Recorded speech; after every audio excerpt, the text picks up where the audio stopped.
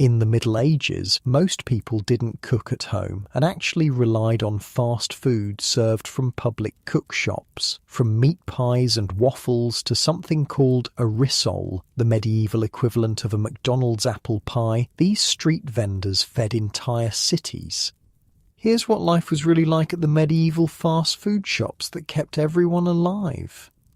So, yeah, if these stories work for you, subscribe. And I'm curious, what time is it where you are? Comment your location and time. Got comments from Seattle to Stockholm last time. The time zone thing never stops being weird to me. So here's the plan. We're going back to medieval Europe. But first things first. Get yourself comfortable. And I mean properly comfortable. This is going to be a good one. The smell hits you first.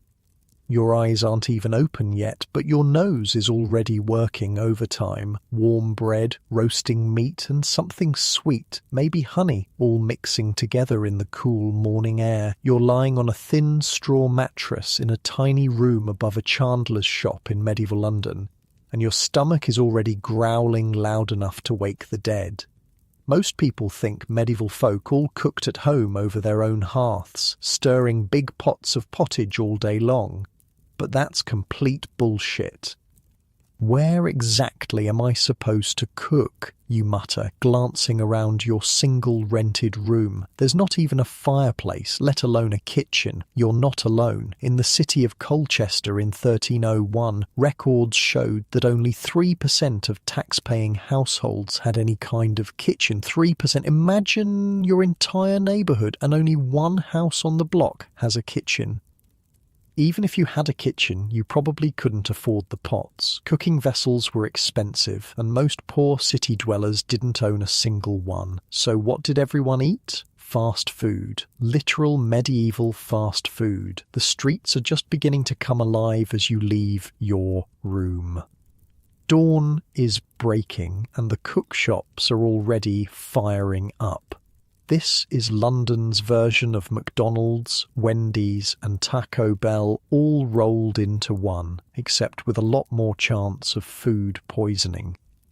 Hot pies. Get your hot pies. A woman's voice carries through the narrow alley. She's standing in front of a small wooden structure that's barely more than a lean-to, but from it emerges the most incredible smell of meat and pastry. Her hands are blackened from the fire, her apron stained with grease, and she's holding what looks like a small hand-held pie. You want breakfast? She calls to you specifically, somehow picking you out from the small crowd already gathering. Penny pie, fresh made this morning. The term penny pie isn't just a cutesy name. It costs exactly 1 penny, which for most workers is about half a day's wages. Food is absurdly expensive in this time. Like, imagine spending 70% of your paycheck just to eat. That's normal here. You're about to reach for your coin purse when a fight breaks out nearby. "This meat is rotten," a man shouts, holding up what looks like a partially eaten pie. "I want my money back, you thieving witch." The cook, a burly man with forearms like small tree trunks, steps out from behind his counter. "The meat is perfectly good, you lying dog. You're just trying to get a free meal." The stakes of this argument are way higher than you'd think. In 1351, a man named Henry Petcher accused a cook named Henry de Passalov of selling him a putrid capon pie. The case went to court, where they actually produced the rotten pie as evidence. 8 other cooks were called in to inspect the pie. Think of it as the medieval version of the health department. "Careful," says a voice beside you. An old woman has appeared at your elbow. "See that wooden frame in the town square? That's the pillory. If that cook is found guilty of selling bad meat, he'll be locked in there for a day with the rotten food displayed in front of him." Wait, what? "Oh, yes," she continues, clearly enjoying your shocked expression. "But if the customer is lying about the meat being bad, then he goes to the pillory instead. So everyone has skin in the game, you see." This puts your complaints about getting the wrong order at Starbucks in perspective, doesn't it? You decide to play it safe and move on to another vendor. The street is filling up now, the narrow space crowded with people looking for breakfast. Cookshops line both sides of the street, some permanent structures, others just carts or tables set up for the day. White bread, fresh from the oven, calls a baker, his face flushed from the heat. Hot peas, hot mashed peas with garlic sauce, shouts another. Fine cheese from Champagne and Brie, cries a third. Unlike your neighbourhood strip mall with its all-purpose restaurants, medieval cookshops are highly specialised. One shop might sell only pork sausages, another just cheese and egg custards, a third nothing but mustard. What's that smell? You ask, pointing to a cart where a small crowd has gathered. That's Marjorie's waffle cart, says a passerby. Best in London if you've got a sweet tooth and a few coins to spare. You push your way through and see a woman pouring batter onto a metal grid held over hot coals. The waffles look different from the modern version, thinner, crispier, and cut into smaller pieces. She's wrapping them in cloths and handing them to eager customers. Wafers, waffles, and rissoles, she calls out. Sweet or savoury, take your pick. What's a rissole, you ask, the unfamiliar word catching your attention. Marjorie looks at you like you've asked what bread is. Where are you from then? A rissole is... She gestures to a basket of what look like half-moon-shaped pastries. These here are apple and fig made with saffron dough and fried in good clean oil. Not like Willem's down the way. He fries in old oil and his rissoles taste like lamp fuel. You hand over a penny, a significant chunk of your daily budget, and take a rissole. The outer pastry is golden and crisp, dusted with a bit of sugar. When you bite into it, the filling is a paste of ground apples, figs, and spices. It's shockingly good, like a medieval apple pie, but portable. This is amazing, you say with your mouth full. Course it is. I use saffron in the dough. Gives it that yellow colour. Not cheap, mind you, but people know quality. Saffron, you assumed, would be prohibitively expensive in medieval England, an exotic import from distant lands, but apparently it's grown widely in Spain, France, and even parts of England during this period. It's still expensive, but not as rare as you might have thought. A commotion further up the street catches your attention. A man in fine clothes, clearly wealthy, is shouting at his servants. We have guests arriving for midday and nothing prepared. Get to the river cookshops and buy what we need. 24 meat pasties, a roast goose, and whatever fish looks fresh. And hurry. This was another aspect of medieval fast food culture, when unexpected guests arrived at your home, which happened constantly in a time without phones or advance warning. You didn't panic about cooking for them. You just sent a servant to the nearest cookshop to buy ready-made food. William Fitzstephen, writing around 1170, praised London's riverside cookshops for exactly this purpose. Look at him, mutters an apprentice standing nearby. Probably has his own kitchen and cook at home, but still buys from the shops when it suits him. While cookshops primarily served the urban poor who couldn't cook at home, they weren't exclusively for them. Even the wealthy used them, especially when travelling. In 1267, a knight named Sir Roger Leyburn arrived in Canterbury with his entourage and immediately bought 68 capon pasties from the local cookshop. 68. Can you imagine walking into a KFC and ordering 68 buckets of chicken? The sun is properly up now, and the streets are crowded. Workers are grabbing quick breakfasts before heading to their jobs. Apprentices run errands for their masters, often stopping for a bite. Travellers who spent the night at local inns are buying food for their journey.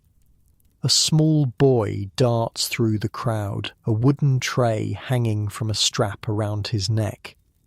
Salt, Fine salt, he calls in a high, clear voice. Salt is essential for preserving food in a time without refrigeration, and it's also a valuable commodity. I'll take a measure, says a woman, handing the boy a coin. He carefully scoops some coarse grey salt into a small cloth bag and hands it to her.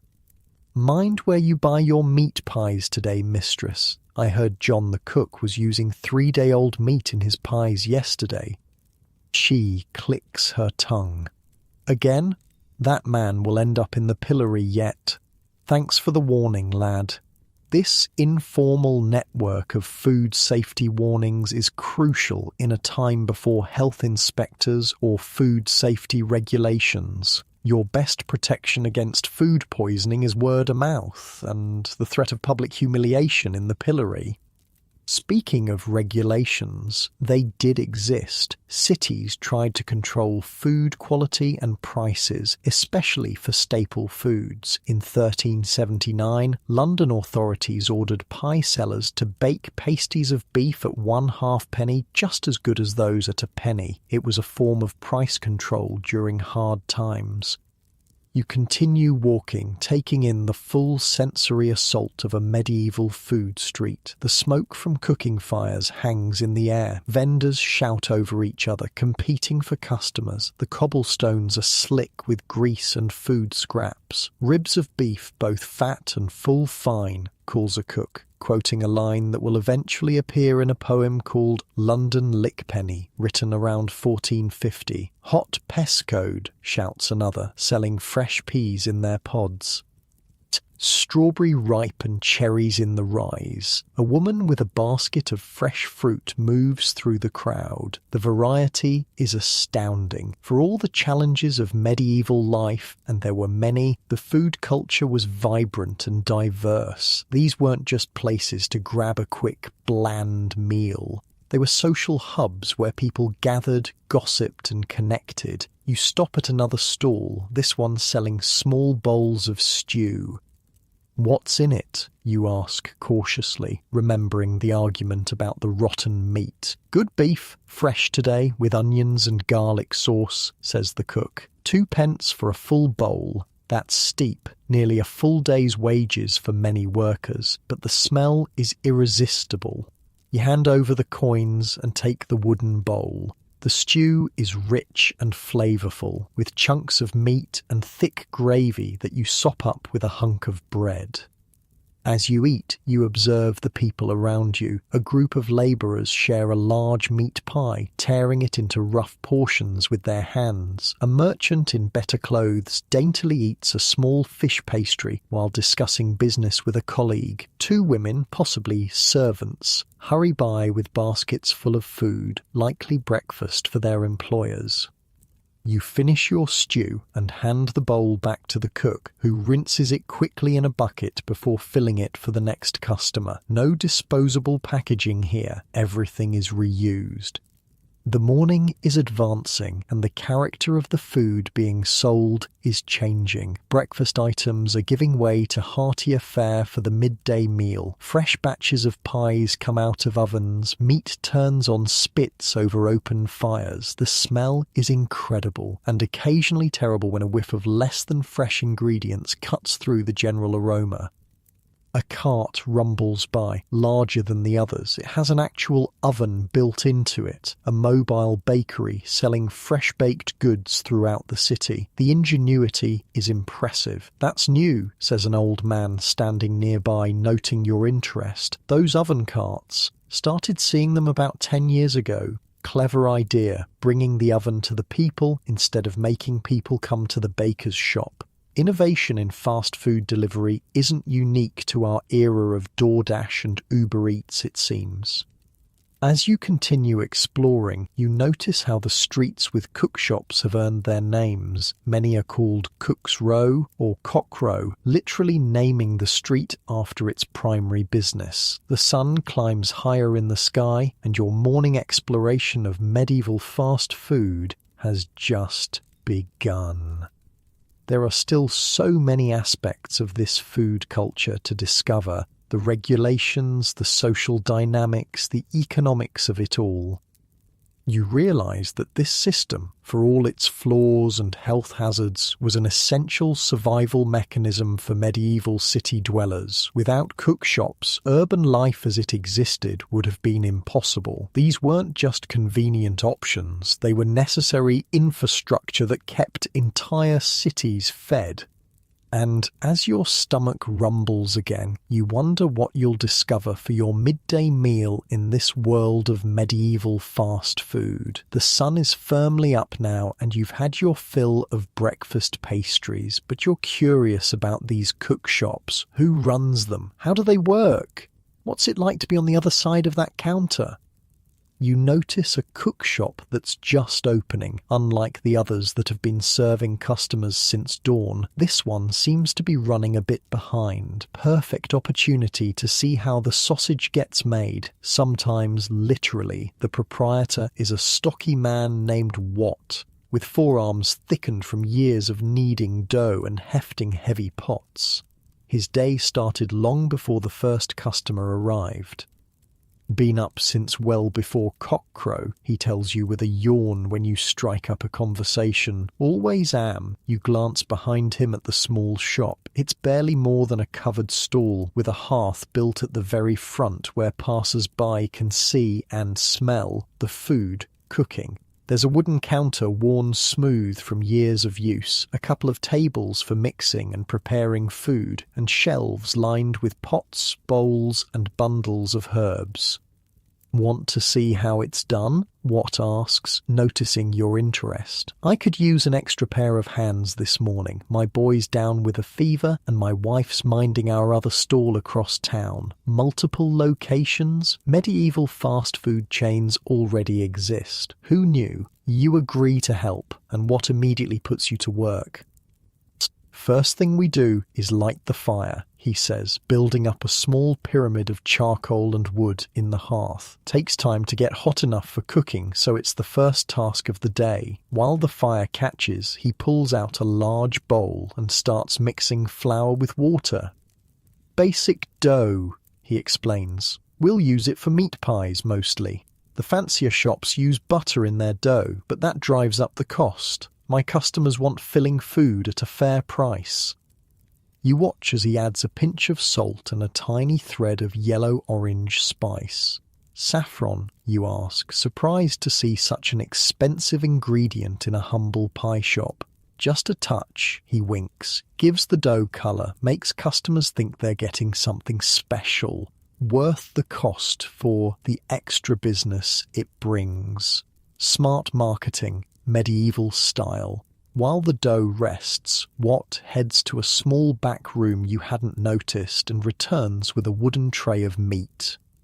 Got this from the butcher yesterday, he says. Mostly beef and pork scraps, but good quality. Some shops buy the dregs that no one else wants, but that's how you end up in the pillory with rotten meat around your neck. The pillory, that public punishment you heard about earlier. A sobering reminder of the consequences of cutting corners in the food business. How do you know which suppliers to trust, you ask, watching him chop the meat into small pieces with practiced efficiency. Been in the business 20 years, he says. You learn who sells good product and who's trying to cheat you. There's a butcher on Eastcheap who waters down his blood pudding so much it's practically soup, and a baker on Bread Street who mixes ground peas into his flour when wheat prices go up. He leans in closer. The trick is to find honest suppliers and stick with them. I pay Thomas the butcher a bit extra, but I know his meat won't make my customers sick. Worth every penny.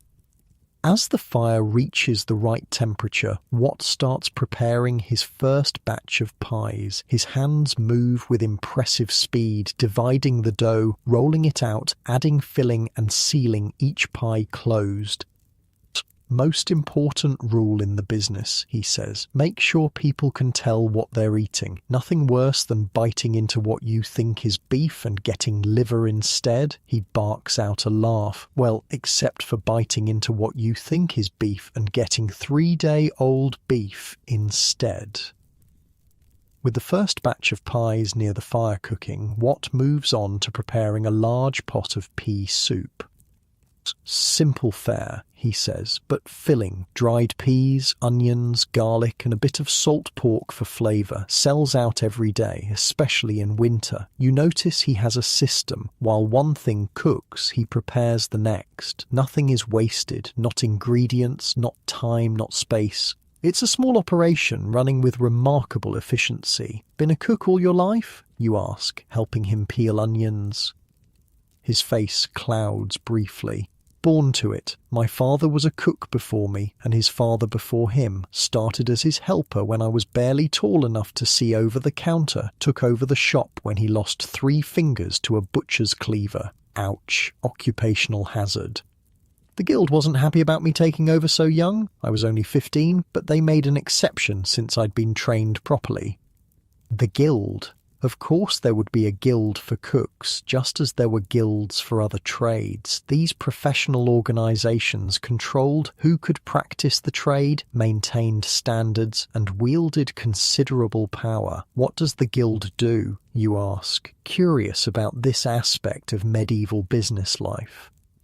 Sets rules mostly. What says stirring the pea soup, how much we can charge, what kinds of food we can sell, who can open a shop and where. They inspect our shops too, make sure we're not selling bad food or using false weights. He adds a handful of herbs to the pot. They also protect us. If someone refuses to pay or accuses you falsely of selling bad food, the guild will back you in court. Without the guild, he makes a cutting motion across his throat.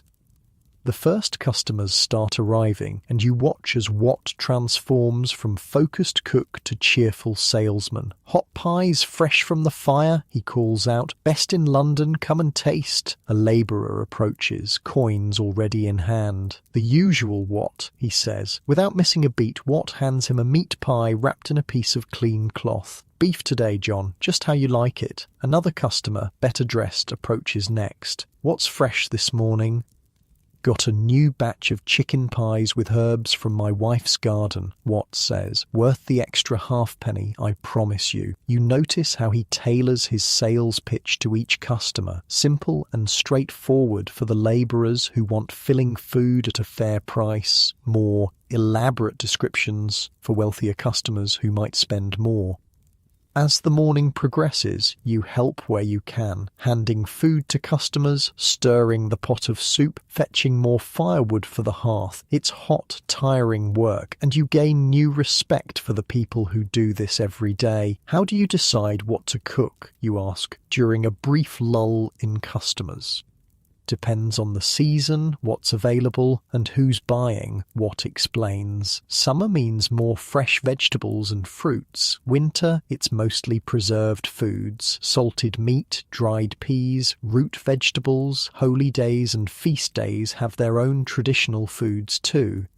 He points to a calendar scratched into a wooden board hanging on the wall. You have to plan. Day before a fast day, people feast, so you cook more. During Lent, no meat, so you make fish pies instead. Know your customers' habits, and you'll never go hungry yourself. Business picks up as midday approaches. Workers who grabbed a quick breakfast earlier now return for their main meal of the day. The small space in front of Watt's shop fills with people eating, talking, and taking brief respite from their labours. You notice a group of men in similar clothing eating together, sharing a large meat pie and several small loaves of bread.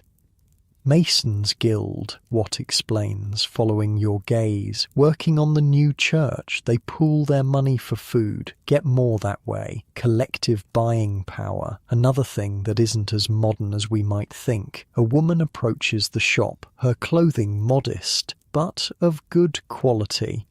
She speaks quietly to Watt, who nods and begins gathering various foods. Several meat pies, a container of soup, some bread, and a small sweet pastry. Mistress Marjorie, he explains after she leaves with her purchases, buys for her master's household when they have unexpected guests. Happens more often than you'd think. Someone arrives from out of town, no warning, and suddenly you need to feed 12 people by midday. This was a common use for cookshops among the wealthier households. Even those with their own kitchens and cooks would turn to the cookshops when entertaining unexpected visitors or hosting large gatherings.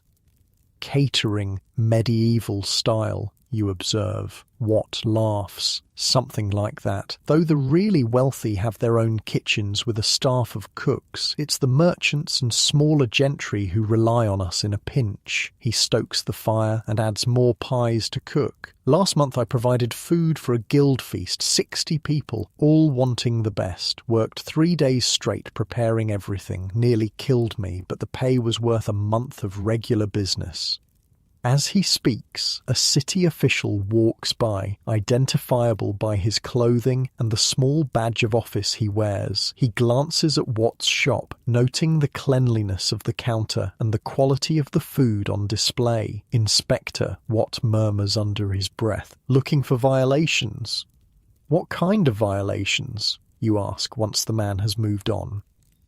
All sorts, using bad ingredients, selling yesterday's pies as fresh, charging more than the regulated price, having dirty counters or utensils. He ticks them off on his fingers. The fines are steep, and if you're caught too many times, you can lose your right to trade.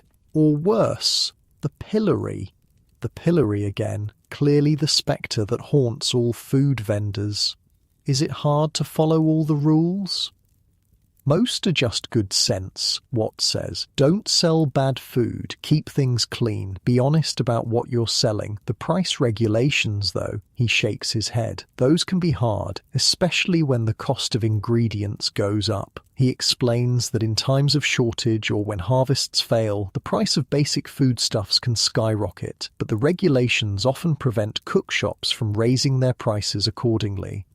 Last winter, wheat prices doubled after the bad harvest, but we couldn't charge more for our pies, nearly bankrupted half the cooks in London. You're beginning to understand why some cooks might be tempted to cut corners, using less filling in their pies or substituting cheaper ingredients. Not that Watt would ever do such things, of course. A young boy runs up to the shop, out of breath. Master Watt, mother says to bring her more pies. She's sold out at the Cheapside stall. Watt nods and quickly packs a dozen fresh pies into a basket, covering them with a clean cloth. Tell her I'll send more bread once this batch is done, he tells the boy, who dashes off again. My son, Watt says with a touch of pride, 10 years old and already learning the trade. He helps his mother at our other stall most days. Family business. The backbone of medieval commerce. Children often followed in their parents' footsteps, learning the trade from an early age. So you have 2 shops, you ask, impressed by his entrepreneurial spirit. This one and a smaller stall at Cheapside Market where my wife sells mostly bread and simple pastries, he confirms. Took us 15 years to save enough to open the second location. The guild wasn't happy. They prefer to limit competition. But my wife's brother is a guild officer, so he shrugs. Connections matter in every era. The midday rush is in full swing now. Watt moves with practiced efficiency, serving customers, cooking food and managing his small but thriving business. You help where you can, marvelling at the skillful dance of it all. How do you know how much to make each day, you ask, noticing that he seems to have just enough of everything without much waste. Experience, he says simply. You learn to read the signs, weather, day of the week, which trades are busy if there's a fair or market day. Rainy days mean fewer customers, but they buy more to take home. Sunny days, more customers, but smaller purchases. He points to a tray of small pastries. Those will sell out by mid-afternoon. Sweet treats for apprentices spending their few coins. The soup will last till evening. Labourers want something hot at day's end, especially in colder months. Despite the regulations and competition, you realise that running a cookshop could be quite profitable. Watt owns 2 locations after all, which suggests he's doing well for himself. Is the cooking business good money? You ask directly. Watt glances around to make sure no one is listening too closely. Good enough, he says quietly, won't make you rich like a merchant trading in spices from the East, but you won't starve either. My father owned just this shop. Now I have two, and I'm saving to help my son open his own when he's old enough. He looks around his simple shop with clear satisfaction. Food is always in demand. People need to eat, regardless of what else happens in the world. Wars, plagues, changes in fashion, none of that stops hunger. A surprisingly philosophical observation from a humble cook. The afternoon wears on, and you start to appreciate the rhythms of the cook shop. The busy periods, early morning, midday and evening, punctuated by quieter times when Watt catches up on preparation for the next rush. During one such lull, he shows you a small book he keeps hidden under the counter. My recipes, he says, letting you peek at the pages covered in careful writing. Some from my father, others I've created myself. Recipe books were rare and valuable in medieval times. Cooking was largely learned by apprenticeship and practice rather than written instructions. Having a collection of tested recipes was a significant advantage. This one, he says, pointing to a page, is for a rissole with dried cherries and almond paste. Sells for 3 times what a meat pie does, but only to the wealthy. And this, he turns the page, is my father's sauce recipe. 30 years he made this sauce, and people would come from across London just for it. You notice that some of the pages have small locks of hair or bits of cloth attached to them. What sees your confusion? Memory aids, he explains. This one, he touches a small piece of red cloth, reminds me that the spice merchant with the red cap sells the best cinnamon, and this, he points to what looks like a strand of wool, reminds me to use lamb kidney, not pig, in this particular pie. Clever system for a time when not everyone could read well. As evening approaches, Watt prepares for the final rush of the day. Workers heading home, looking for something to take back for their families. The offerings change slightly. More complete meals, larger portions, foods that will travel well. Last meal of the day is often the most important, Watt explains. People want something substantial, especially if they haven't eaten much since midday. You help him prepare a batch of what he calls family pies, larger than the individual portions, designed to feed 3 to 4 people. They contain a hearty mixture of meat, vegetables and gravy encased in a thick crust. Poor man's pot roast, Watt says. All the flavour, none of the work, and no need for your own cooking fire. As he works, you notice that his hands are covered in small burns and scars, the badges of his profession. Cooking over an open flame day after day takes its toll on the body. Ever regret becoming a cook, you ask? He considers the question seriously. Some days, when my back aches and my hands burn and some drunk accuses me of cheating him, yes, on those days I wonder what life might have been as a cobbler or a tailor. He smiles. But then I see someone enjoy my food, close their eyes with that first bite of a hot pie on a cold day. No, I don't regret it. The evening customers begin to arrive, and Watt returns to his role as cook and salesman. You continue to help, now familiar enough with the routine to work without constant direction. A woman approaches, her clothes marking her as a servant in a wealthy household. Master Watt, my mistress is hosting guests tomorrow and needs 3 meat pies, 2 fish pies, and a large rissole with apples and figs. She hands over a small deposit. To be ready by midday. Watt nods, making note of the order in a small tally book. Tell your mistress it will be ready. The fish pies. Does she prefer eel or cod? Cod, if you have it. The master doesn't care for eel. Cod it shall be then, Watt confirms. And will she want sauce as well? The woman hesitates. What do you recommend? For cod pie, garlic sauce complements it well. I can provide a small jar for an extra penny. Add it to the order then. The the woman decides, and departs with a small bow.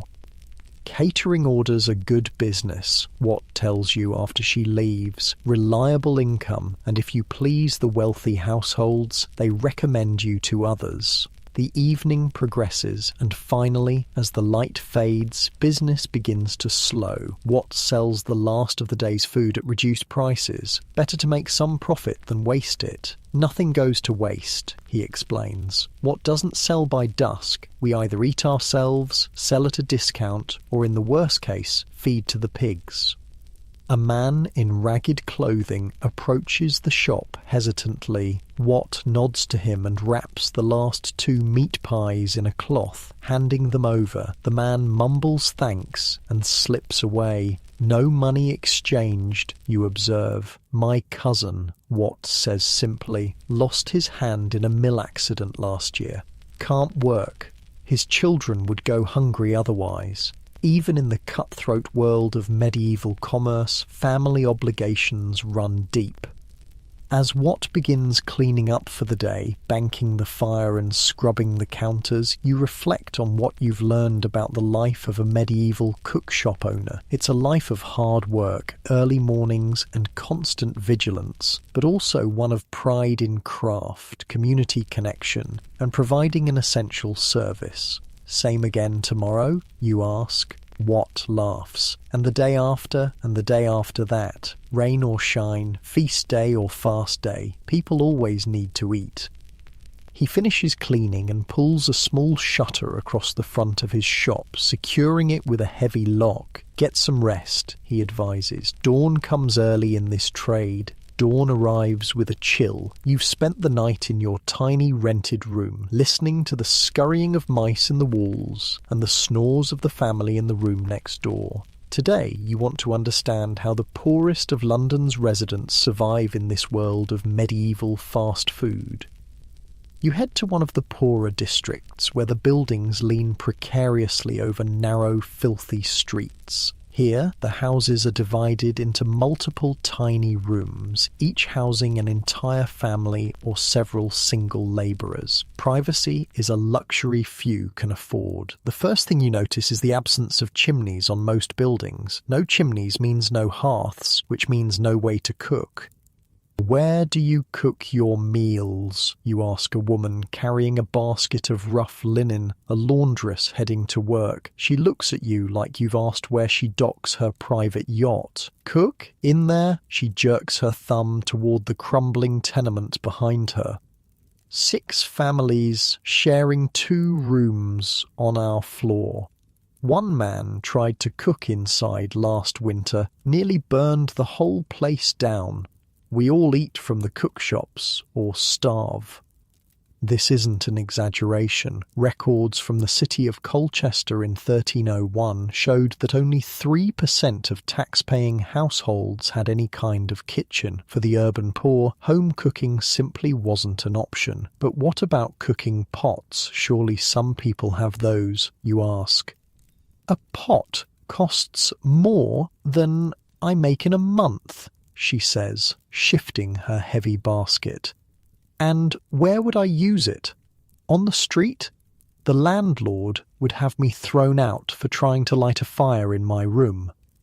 You follow her as she makes her way toward a small, crowded square where several food vendors have set up for the day. Unlike the more established cookshops you saw yesterday, these are simpler operations, just a table, a pot or grill over a small fire, and whatever food they're selling that day. This is where we eat, the laundress explains, gesturing to the vendors. Penny a day keeps you alive. 2 pennies, you eat well.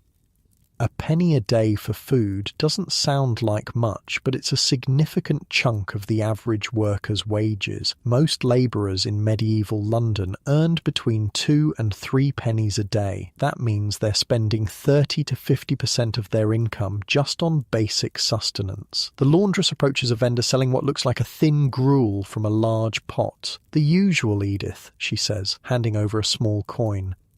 The vendor, an elderly woman with hands so gnarled they look like tree roots, ladles a portion of steaming gruel into a wooden bowl. "Extra onion today, Agnes," the old woman says. "No extra charge." "Bless you," Agnes the laundress replies, accepting the bowl gratefully.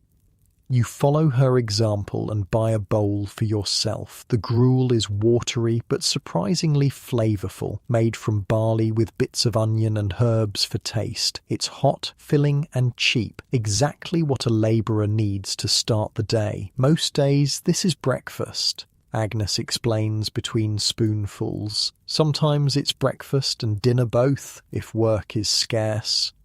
As you eat, you observe the other customers, labourers in rough clothing, apprentices in slightly better attire, women in simple dresses, the working poor of London. They eat quickly, standing up before rushing off to their jobs. No one sits down to eat, you ask? Sit where? Agnes laughs. Tables and chairs cost money. Time costs money. We eat standing, walking sometimes, and get back to work. Fast food in its purest form, not for convenience, but necessity. A commotion draws your attention to the end of the square. A man in an official-looking tunic is arguing with a food vendor. "What's happening?" you ask Agnes. "Price inspector," she says grimly, making sure no one's charging more than the regulated amount. Baker there probably tried to shrink his loaves without dropping the price. Is that common? She snorts. When grain prices go up, everyone tries to make ends meet somehow. Bakers make smaller loaves. Cook shops put less meat in the pies. We all do what we must to survive. The inspector confiscates several loaves of bread and marks something in a small book. The baker looks distressed, but doesn't protest too loudly. The consequences could be much worse than losing a few loaves. What happens to him now, you ask? First offence? A fine, probably. Third offence? The pillory. Agnes shivers slightly. Saw a baker in the pillory once. People threw rotten vegetables, stones even, broke his nose, knocked out teeth. He never baked again, couldn't use his hands properly after. The brutality of medieval justice makes you wince. Yet there's a certain harsh logic to it. In a world without refrigeration or food safety regulations, selling substandard food could literally kill people. Agnes finishes her gruel and hands the bowl back to Edith. "Same time tomorrow," she says, and hurries off to work. You continue exploring the square, examining the various food options available to the poor. One vendor sells thin pancakes cooked on a flat stone over a fire. Another offers small cups of ale, watery but safer than most water sources in the city. A third has a selection of penny pies, much smaller and with less filling than the ones you saw in the wealthier areas, but still hot and nourishing. A man catches your eye. He's watching the food vendors with obvious hunger, but his clothing is ragged and he seems hesitant to approach. You realise he might not even have a penny for the cheapest food available. What happens to those who can't afford even this? You ask a nearby apprentice who's wolfing down a small meat pie.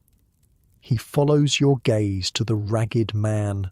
Church alms, begging, theft, he says matter-of-factly. Hospitals feed some. Most parishes have a bread dole once a week. Not enough, but something. As if on cue, church bells begin to ring from a nearby parish church. The ragged man's head jerks up and he hurries toward the sound, along with several other desperately poor individuals. Wednesday bread dole, the apprentice explains. They give a small loaf to anyone in the parish who needs it. Been that way since my grandfather's time. You follow the small crowd to the church, curious to see this medieval welfare system in action. At the church gate, a priest and two assistants are handing out small loaves of dark bread to a line of people, mostly elderly, disabled, or women with small children. The ragged man joins the line, head bowed. The truly destitute rely on charity, explains an older woman standing near you, noticing your interest. Cookshops are for those with at least some coins to spend. And if charity isn't enough, you ask? Her expression darkens. People starve, not as much in good years, but when harvests fail. She trails off, then adds, winter of 1315, after the rains ruined the crops, they say 1 in 10 in London died before spring. The poor first, always the poor first. The harsh reality of medieval survival hits you. The cookshops provide an essential service, but they're still businesses. If you can't pay, you don't eat. You return to the square where the morning food vendors are starting to pack up as midday approaches. New vendors arrive, setting up for the main meal of the day. The offerings are slightly heartier, more substantial pies, a thick pottage with floating bits of vegetables and occasional meat, bread with drippings. An older man sets up a cart with a small brazier on which he begins to cook what looks like sausages. "Best penny sausages in London," he calls out. "Pork and herbs, made fresh this morning." You buy one, wrapped in a piece of bread. The sausage is fatty and heavily spiced. The spices likely hiding the taste of meat that's not entirely fresh. Still, it's hot, filling, and costs just 1 penny. "How do people budget for food?" you ask the sausage seller during a lull in customers. "Most labourers spend half their coin on food, sometimes more," he says, turning sausages on his brazier. "Single man might do all right. Family man," he shakes his head. "Wife works too, children when they're old enough. Even then, it's hard." What's a typical day's meals look like?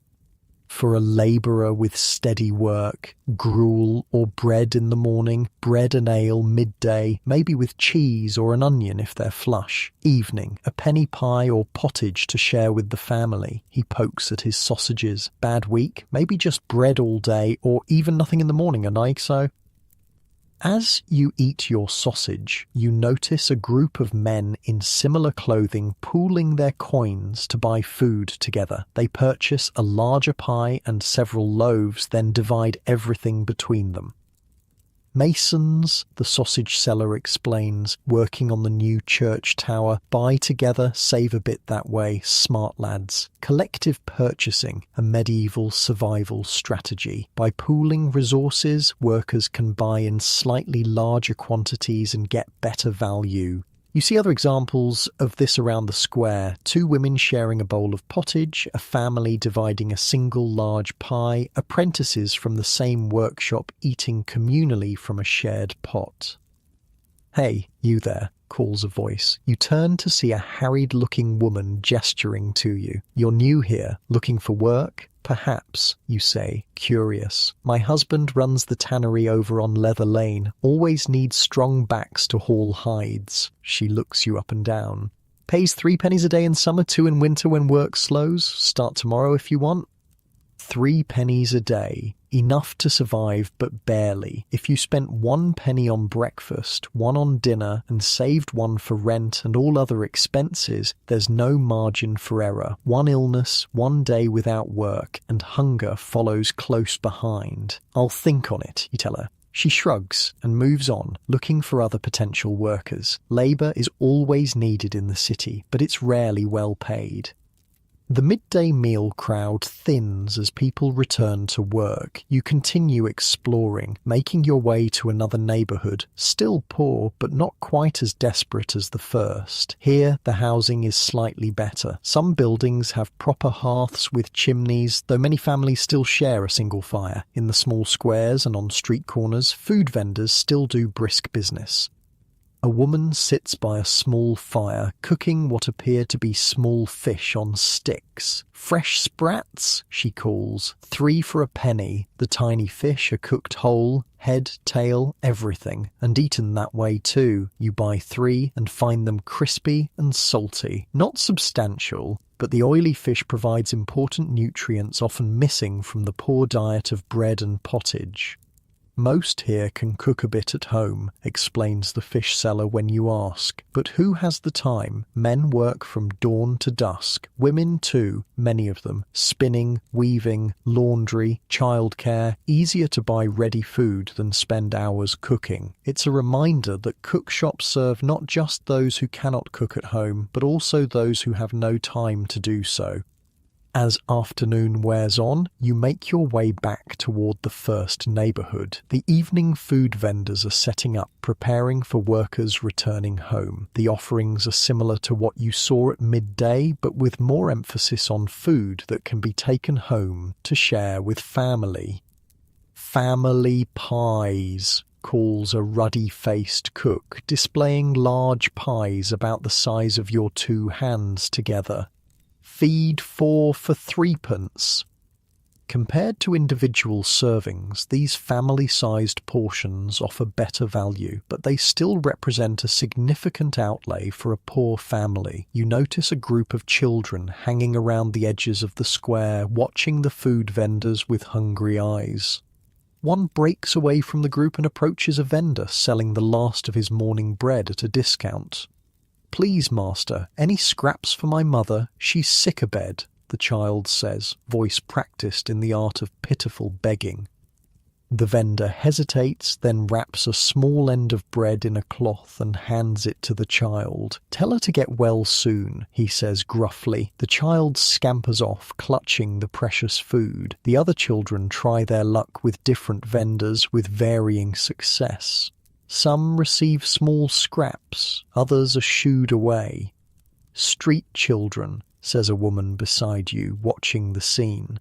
Some orphans, some just sent out by hungry families to scavenge what they can.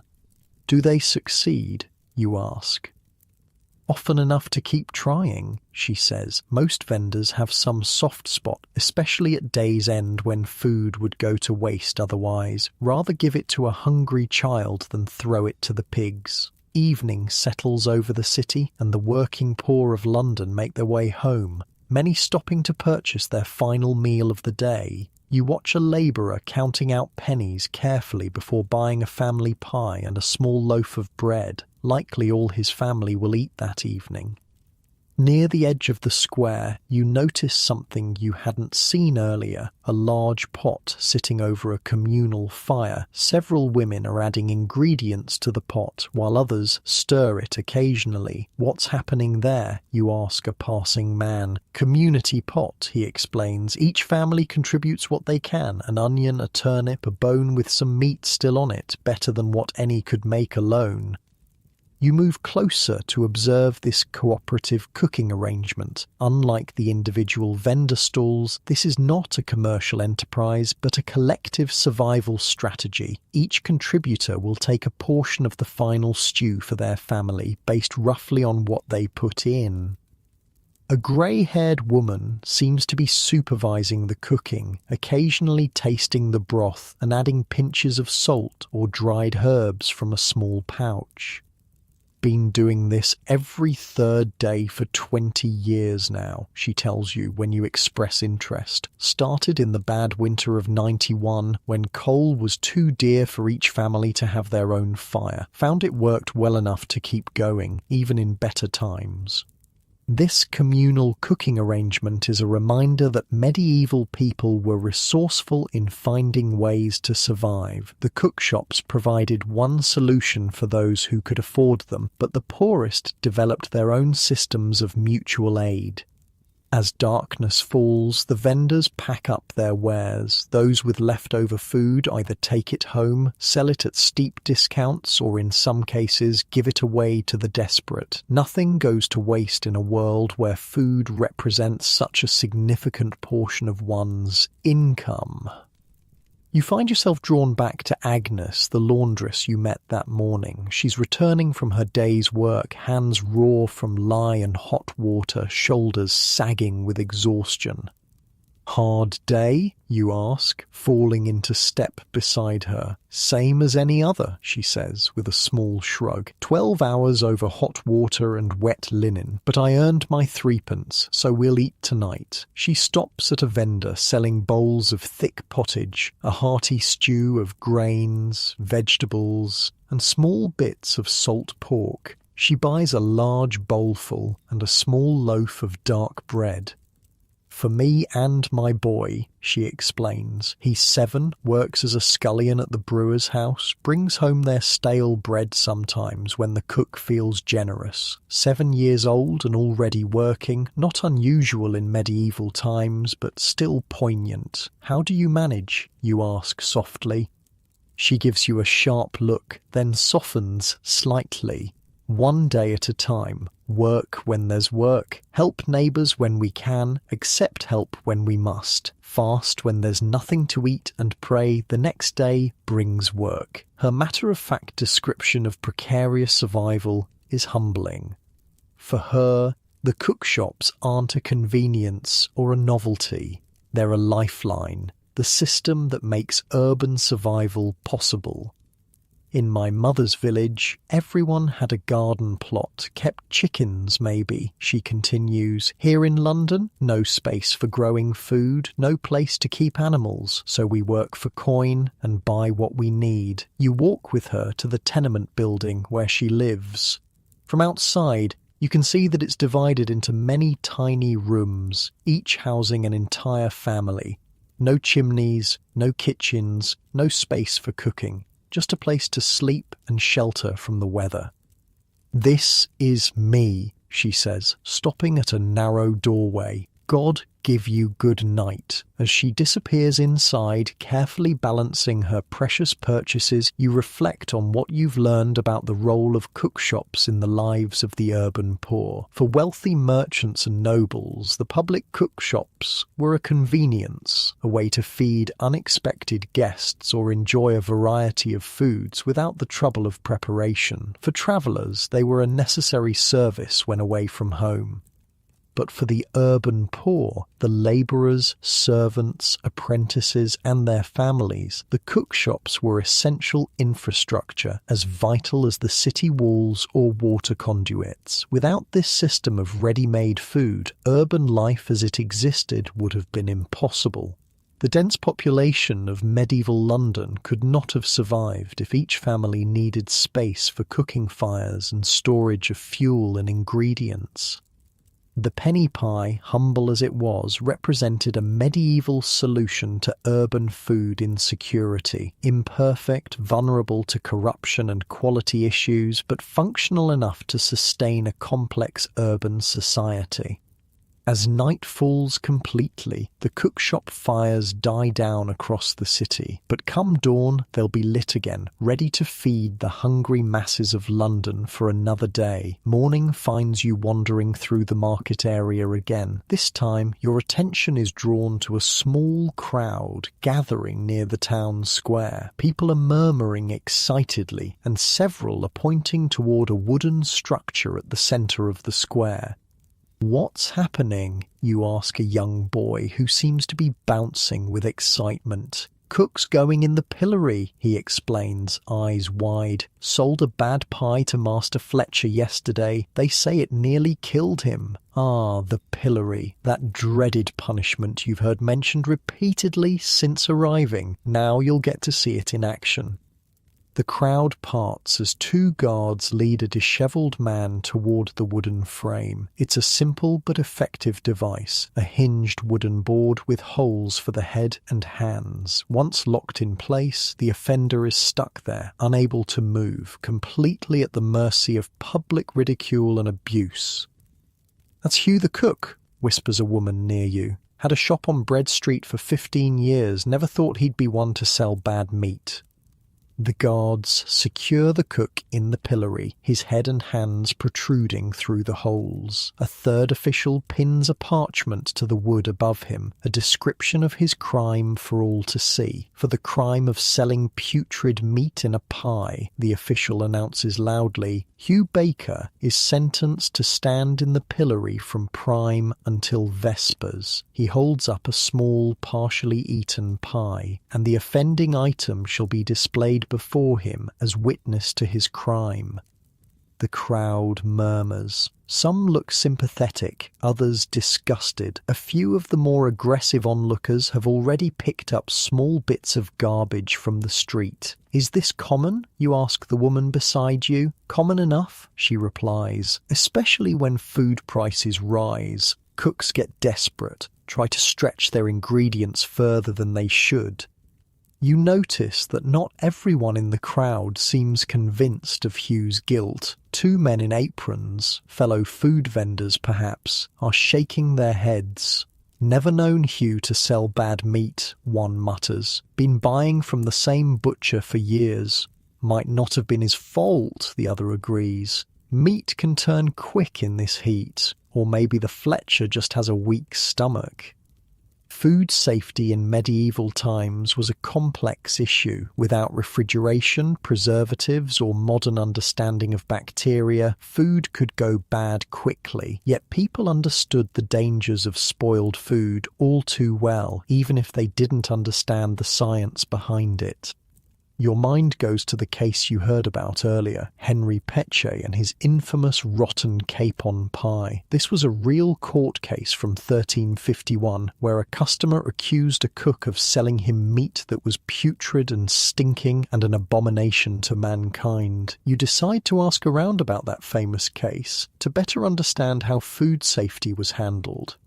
An older man selling ale from a cart proves knowledgeable. Ah, the Peche case. That was before my time, but my father spoke of it. Quite the scandal. What exactly happened? You prompt. Well, he sets down his ladle, clearly warming to the topic. Henry Peche and his friend bought 2 capon pasties from a cook named Henry de Passelot. They ate most of the first one before realizing the meat was bad. When they checked the second pie, they found it was also rotten.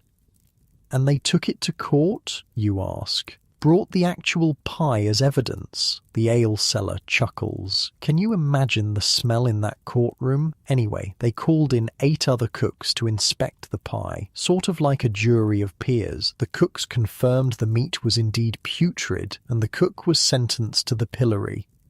The fascinatingly detailed nature of this case reveals just how seriously food safety was taken. This wasn't just a customer complaint, it was a formal legal proceeding with physical evidence and expert testimony. What would have happened if the meat had been good? You wonder. Oh, that's the beauty of it, the ale seller says with a wink. If the cook was found innocent, the accuser would have gone to the pillory instead. Makes people think twice before making false accusations. This system created a certain balance. Cooks were deterred from selling bad food by the threat of public punishment, but customers were equally deterred from making false claims. Your attention is drawn back to Hugh in the pillory as someone throws a rotten turnip at him. It splatters against the wood just inches from his face. The crowd laughs. That's not right, says a stern voice. A well-dressed man pushes through the crowd, his clothing marking him as a guild official of some kind. This man has been sentenced to public shame, not assault. The next person who throws anything will answer to the watch. The crowd quiets somewhat under his authoritative glare. The guild official approaches Hugh and speaks to him briefly, too quietly for you to hear. "Who's that?" you ask a nearby apprentice. "Master Thorne, head of the Cook's Guild," the boy explains. He takes food quality very seriously, inspects cook shops himself sometimes. The guilds, those professional organizations that controlled various trades, played a crucial role in maintaining standards. A cook, who repeatedly sold bad food, wasn't just breaking the law, he was damaging the reputation of all cooks. The guild had a vested interest in maintaining quality and punishing offenders. You follow Master Thorn as he leaves the square, curious to learn more about how food was regulated. He walks briskly through the streets, occasionally stopping to glance into cook shops along the way. At one shop, he pauses longer, watching as the cook prepares pies for the midday rush. Without warning, he approaches the counter. "Master Simmons," he says firmly, "may I inspect your meat?" The cook, a nervous-looking man with a thin moustache, nods quickly. "Of course, Master Thorn. Just got it fresh from the butcher this morning." Thorn examines the meat carefully, prodding it with a finger and even sniffing it. He nods, apparently satisfied. "And your bread?" he asks. The cook gestures to a stack of small loaves. Thorn breaks one open, checking the texture and sniffing again. "All seems in order," he says finally. "Carry on." As he leaves, you fall into step beside him, introducing yourself as a visitor interested in the city's food system. "Fascinating work you do," you comment. "Do you inspect all the cook shops regularly?" He gives you an appraising look. "The guild appoints inspectors for each district. We check weights, quality, and cleanliness, more often when there are complaints." "What are the most common violations?" "Reheating old food is the worst offence," he says firmly. "Some cooks take yesterday's unsold pies, warm them up and try to sell them as fresh. Dangerous practice. Food that sits too long can sicken or kill. This matches what you've learned about medieval food regulations." There were specific ordinances against selling reheated food, which was seen as a deceptive practice that masked potentially spoiled ingredients. "Then there's false advertising," Thorn continues, "claiming a pie is venison when it's really beef or pork, stretching expensive ingredients with cheaper ones, using less filling than is proper. How do you prove such things? Cut open the pies," he says simply. "Count the pieces of meat. Check the colour and smell. An experienced inspector can tell beef from venison at a glance." As you walk, he points out various cook shops, commenting on their reputation for quality or lack thereof. William there uses good meat, but skimps on portion size. Thomas at the corner uses too much salt to mask mediocre ingredients. The widow Ellen makes the finest fish pies in London, absolutely trustworthy. "What about prices?" you ask, remembering the regulations you've heard mentioned.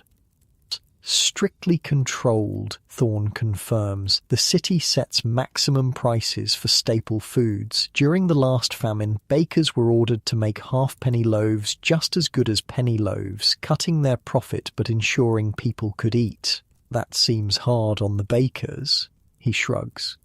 "Better than a hungry mob burning their shops. Bread riots have toppled stronger men than our aldermen."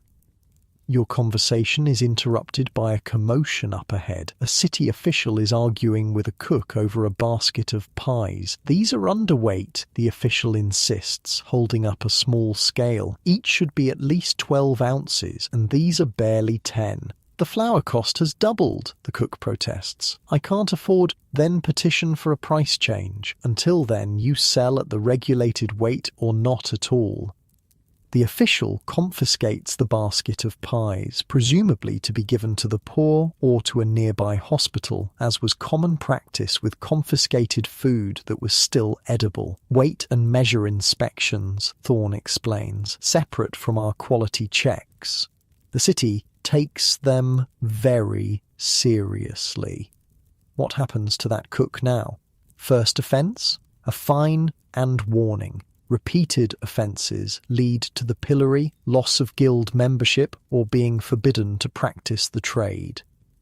Medieval regulation was surprisingly comprehensive, you're learning. Without modern technology for ensuring food safety, they relied on strict rules, regular inspections, and harsh public punishments for violators. As midday approaches, you thank Thorne for his insights and continue your exploration. The smell of cooking food fills the air as the city's residents seek their main meal of the day. You pass by a cook shop with a notably clean counter and well-dressed customers. The pies here look particularly appetizing, with golden crusts and generous size. Why is this shop so much nicer than others? You ask a customer waiting in line. Master Walter was cook to the old Earl before opening this shop. The man explains, knows his business, costs a penny more, but his meat is always fresh. Never heard of anyone getting sick from his pies. Reputation was currency in the medieval food business. A cook known for quality could charge premium prices and attract wealthy customers. Conversely, a cook with a bad reputation might find himself out of business, or worse, in the pillory. Further down the street, you notice a woman selling sauce from earthenware pots. Garlic sauce for your meat, she calls. Green sauce for your fish. Best in London, made fresh this morning. Sauces were an important part of medieval cuisine, often sold separately from the main dishes. They could add flavour to simple foods, but they also served another purpose, disguising the taste of meat that wasn't quite fresh. You buy a small portion of garlic sauce and continue on, soon finding yourself back near the pillory. Hugh the cook is still there, looking miserable in the midday sun. The crowd has mostly dispersed, though a few people still linger to point and comment. An official stands nearby, ensuring no one abuses the prisoner too severely. The partial pie that was evidence of his crime sits on a small shelf in front of him, now attracting flies in the heat. Seems a harsh punishment for one bad pie, you comment to the official. He gives you a stern look. One bad pie can kill a man. Besides, the court determined it wasn't an accident. He knew the meat was turning and sold it anyway. How could they prove that? His own assistant testified, said Hugh had complained about the meat smelling off that morning, but used it anyway because he couldn't afford to throw it out. The official shakes his head. Bad business all around. This highlights another aspect of medieval food regulation, the reliance on testimony from those involved in the food preparation process. Assistants, apprentices, and even family members might be questioned about a cook's practices. You continue your walk, stopping at another cook shop for a midday meal. This one specialises in fish with several varieties on display. Which is freshest, you ask the cook, now wary after all you've learned. The cod came in this morning, he says, pointing to a pile of white fish pieces. The herring was yesterday, but it's salted, so keeps well. You choose the cod and watch as he wraps it in a thin pastry and places it near the fire to cook. While waiting, you ask him about food safety from his perspective. It's a constant worry, he admits. Fish turns quickly, especially in summer. I have to judge carefully how much to buy each day. Too much means waste or risk selling old fish. Too little means turning away customers. What do you do with leftovers? Feed my family if it's still good. Sell at a discount late in the day. After that, it either goes to the pigs or gets buried. He hands you the finished pie wrapped in a piece of clean cloth. No cook with sense tries to sell bad fish. Word spreads too quickly and then you're ruined. Or worse. As you eat your fish pie, which is indeed fresh and delicious, you reflect on the complex system of food safety that existed in medieval times. Without modern technology or scientific understanding, they relied on 1. Strict regulations about food quality and prices. 2. Regular inspections by guild and city officials. 3. Severe punishments for violations, including public humiliation. 4.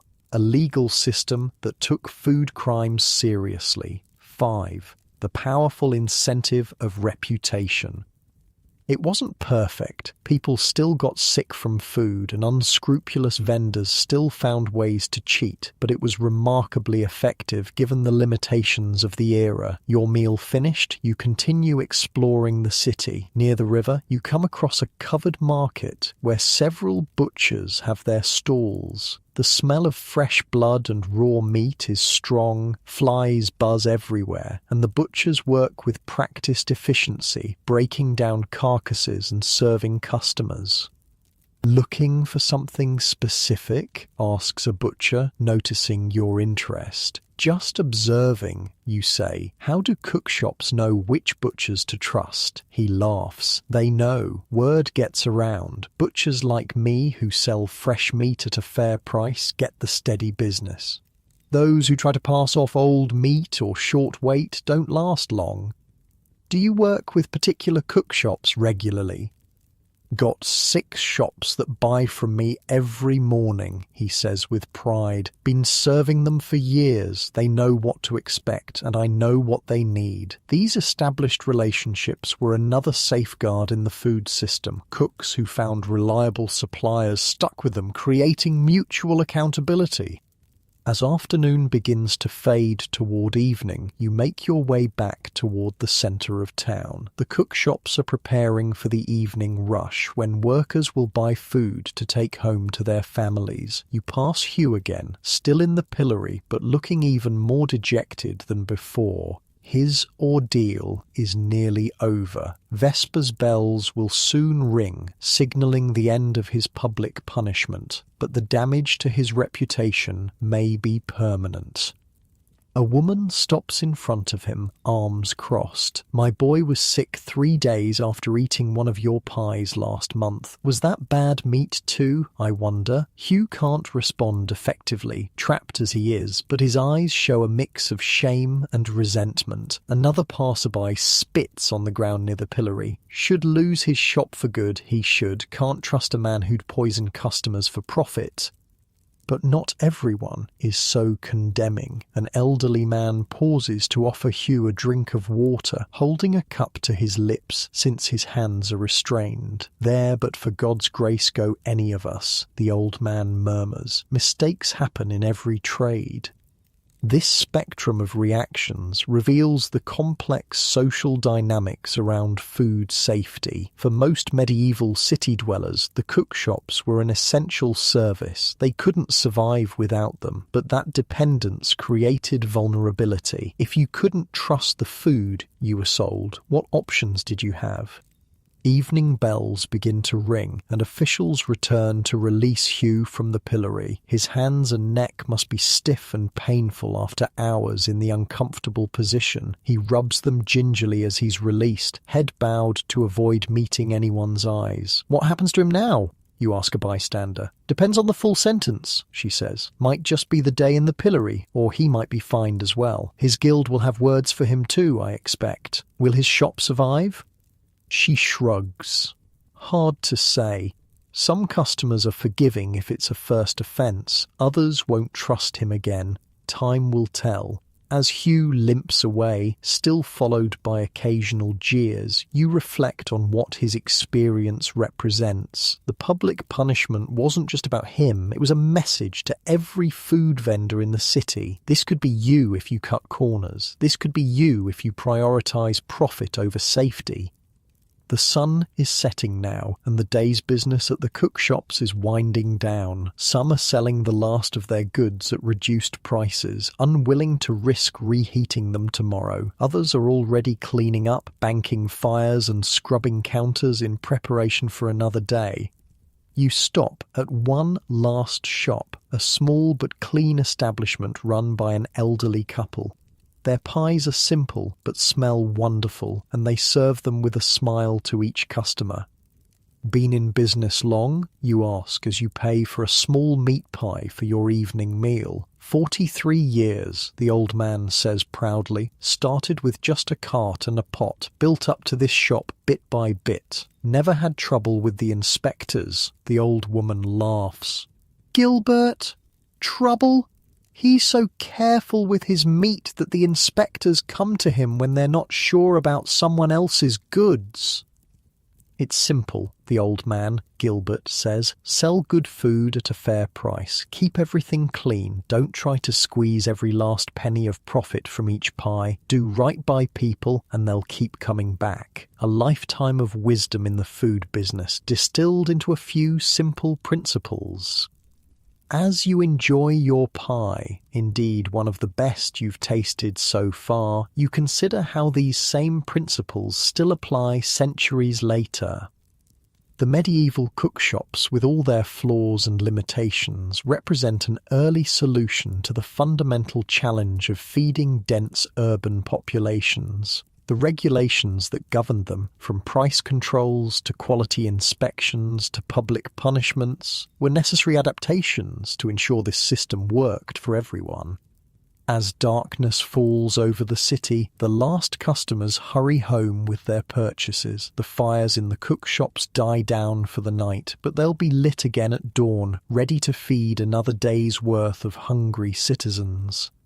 And in the shadows, city officials and guild inspectors will continue their vigilance, ensuring that the food that sustains London remains, if not always delicious, at least safe enough to eat. Morning arrives with a commotion outside your window. You peer out to see a crowd gathering around a raised wooden platform in the small square. In the centre stands a wooden frame with 3 holes. The pillory, that dreaded instrument of public punishment you've heard mentioned repeatedly. 2 city officials lead a man toward the platform. His hands are bound, and his face is a mask of shame and terror. Behind him, another official carries something wrapped in cloth. Curious, you throw on your clothes and hurry down to join the crowd. What's happening? You ask a woman standing at the edge of the gathering. Cook's being punished, she says, a hint of grim satisfaction in her voice. Sold a rotten pie to the wrong customer, he did. You push closer, and now you can see the man more clearly. He's middle-aged, with the thick forearms and calloused hands of someone who's spent years working with food, a cook, being led to public humiliation and likely the end of his livelihood. Henry de Passalou, announces one of the officials in a loud voice, convicted of knowingly selling putrid and unwholesome food to the danger of the king's subjects and against the ordinances of this city. The crowd murmurs. Some jeer. Others just watch silently. By judgment of the court, you shall stand in the pillory from now until the hour of noon, that all may know your crime. The officials unlock the top half of the wooden frame and force the man to bend forward, placing his head and hands through the holes. When they lock it again, he's trapped, bent uncomfortably at the waist, unable to move his head or hands, completely vulnerable to the crowd. Then comes the final humiliation. The official unwraps the cloth he's been carrying to reveal a partially eaten pie. Even from a distance you can see that something is wrong with it. The crust has a greenish tinge, and the smell that wafts over makes several nearby spectators gag and step back. The evidence of his crime shall be displayed before him, the official declares, placing the rotten pie on a small shelf attached to the pillory, right under the cook's nose. He'll have to smell it for the duration of his punishment. This case is oddly familiar. You remember hearing about a cook named Henry de Passalou, who was accused by a customer named Henry Peche of selling rotten capon pies. Is this the same man, the same case? You ask the woman next to you if she knows the details. Oh yes, she nods eagerly, clearly relishing the gossip. Henry Peche and his friends bought 2 capon pies from this cook, ate almost all of the first one before realizing the meat was bad, opened the second and found it just as rotten, took it straight to the courts as evidence. It is the same case. You're witnessing a real historical event documented in London's court records from 1351. How did they prove the pie was bad, you ask? Called in 8 other cooks to examine it, she explains. If they'd said it was good, Peche would be the one in the pillory for false accusation, but one look One smell, and they all agreed the meat was foul. No one honest would sell such a thing. What strikes you is the seriousness with which this food violation is treated. This isn't just a customer complaint or a bad review on medieval Yelp. It's a criminal matter, handled in court with severe consequences. The crowd's reaction is mixed. Some are openly hostile to the cook, shouting insults or even throwing refuse in his direction, though most of these missiles deliberately miss. Others seem sympathetic, perhaps fellow tradespeople who understand how easily they could find themselves in similar circumstances. A grey-haired cook standing nearby shakes his head sadly. "Fool," he mutters. "All he had to do was check his pies before selling them. Now he's ruined." "You don't think he did it deliberately?" you ask. "Deliberately?" the old cook snorts. "Who deliberately ruins their livelihood? No, he got careless. Or desperate. Times are hard, meat prices rising. Maybe he thought he could get away with using old meat just this once." The nuance in his perspective gives you pause. For all the brutality of medieval justice, there's also a certain practical understanding of the pressures that might lead someone to cut corners. What happens to him after this, you ask? If he's lucky, just the shame and a fine. If not, the cook draws a finger across his throat. Guild will strip him of membership. No one will buy from him again. His shop will fail. His family will suffer. Might as well be a death sentence. Just slower.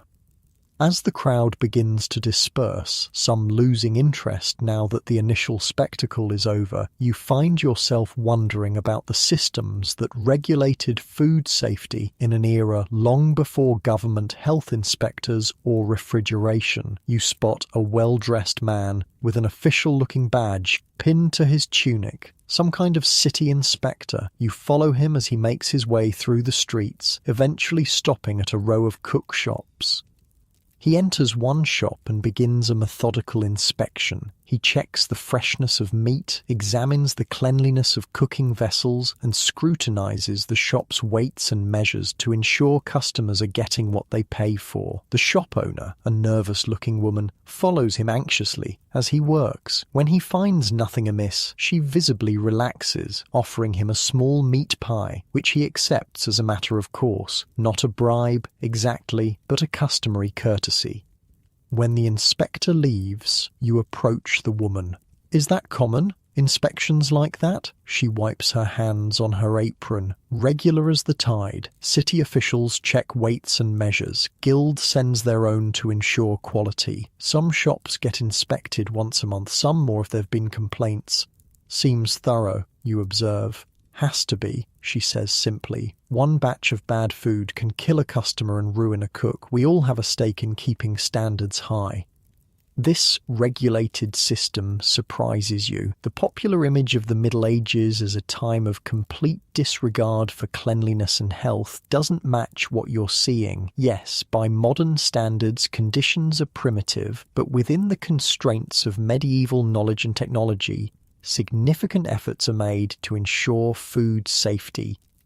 The woman returns to her work, and you continue down the street. In another cook shop, you see something interesting. A large board posted on the wall with what appears to be a list of regulations. You move closer to read it. The text, written in a mixture of Latin and Middle English, spells out rules for cooks operating in this part of London. Meat must be fresh and wholesome. Bread must be of proper weight and quality. No cook shall reheat meat for resale. Prices shall not exceed those set by ordinance. All measures must be true and marked with the city's seal. Offal and leftovers from noble houses shall not be purchased for resale. The prohibition against reheating meat catches your attention. You've heard this mentioned before, but now you understand it was actually codified in law. "Excuse me," you say to the shop's proprietor, "why is reheating meat so specifically forbidden?" He glances at the regulation board. Because it's how dishonest cooks hide old meat, he explains. Cook it once, doesn't sell, getting questionable. Cook it again to kill the smell, hide the colour, dangerous practice. Hence, twice hot and twice cold is the mark of a bad cook. You recognise the phrase from Chaucer's Canterbury Tales, where he describes the cook Roger of Ware selling pies that hath been twice hot and twice cold. It wasn't just a literary flourish, it was referencing a serious food safety violation that medieval people understood well. Has anyone ever been caught violating these rules? You ask. The cook laughs without humour. Just this morning, poor Henry in the pillory, but he's hardly the first. Last month, a baker was caught using ground peas to extend his flour. Month before, a woman selling pottage with meat that was more rot than flesh. And they all went to the pillory? Or paid heavy fines if they had the coin. 3 violations, you lose your right to trade. Guild won't have you, city won't license you. He shakes his head. Easier to follow the rules. The mention of the guild reminds you of another important layer in medieval food regulation. Beyond city officials, the Guild of Cooks exercised significant control over who could practice the trade and how they operated. You make your way to a substantial building marked with the emblem of the Cooks Guild. Inside, a meeting is just breaking up. Cooks of various ages discussing guild business before returning to their shops. You approach an older man who seems to hold some authority, introducing yourself as a visitor interested in the cook's trade. The guild sets standards, he explains when you ask about their role in food safety. We decide who can become a cook through apprenticeship. We inspect members' shops. We advise the city on regulations. And you enforce those regulations? Along with the city officials, yes, a cook who violates our standards answers to the guild first. We might impose fines, require additional supervision, even suspend membership in serious cases. What about that cook in the pillory today? What happens to him now? The guild official's expression darkens. Henry? His case went straight to the city court because the customer brought a formal complaint. The guild will now decide whether he can continue as a member. And if not, then he's finished as a cook in London. No one operates without guild membership. It's against city ordinance. The layers of regulation surprise you. Between city officials, guild oversight, and the harsh penalties for violations, medieval food safety was taken remarkably seriously. As midday approaches, you find yourself hungry but newly cautious about where to eat. The memory of that rotten pie is still fresh in your mind. You choose a busy shop with a good reputation, judging from the crowd of customers. The owner, a cheerful woman named Emma, takes pride in showing customers her ingredients before cooking, a smart business practice that builds trust. Fresh meat, delivered this morning, she says, displaying a tray of raw ingredients to a skeptical customer. See for yourself. Some places you've no idea what you're eating, grumbles the customer, a merchant by his dress. Heard of a place in Cheapside serving cat meat in their rabbit pies?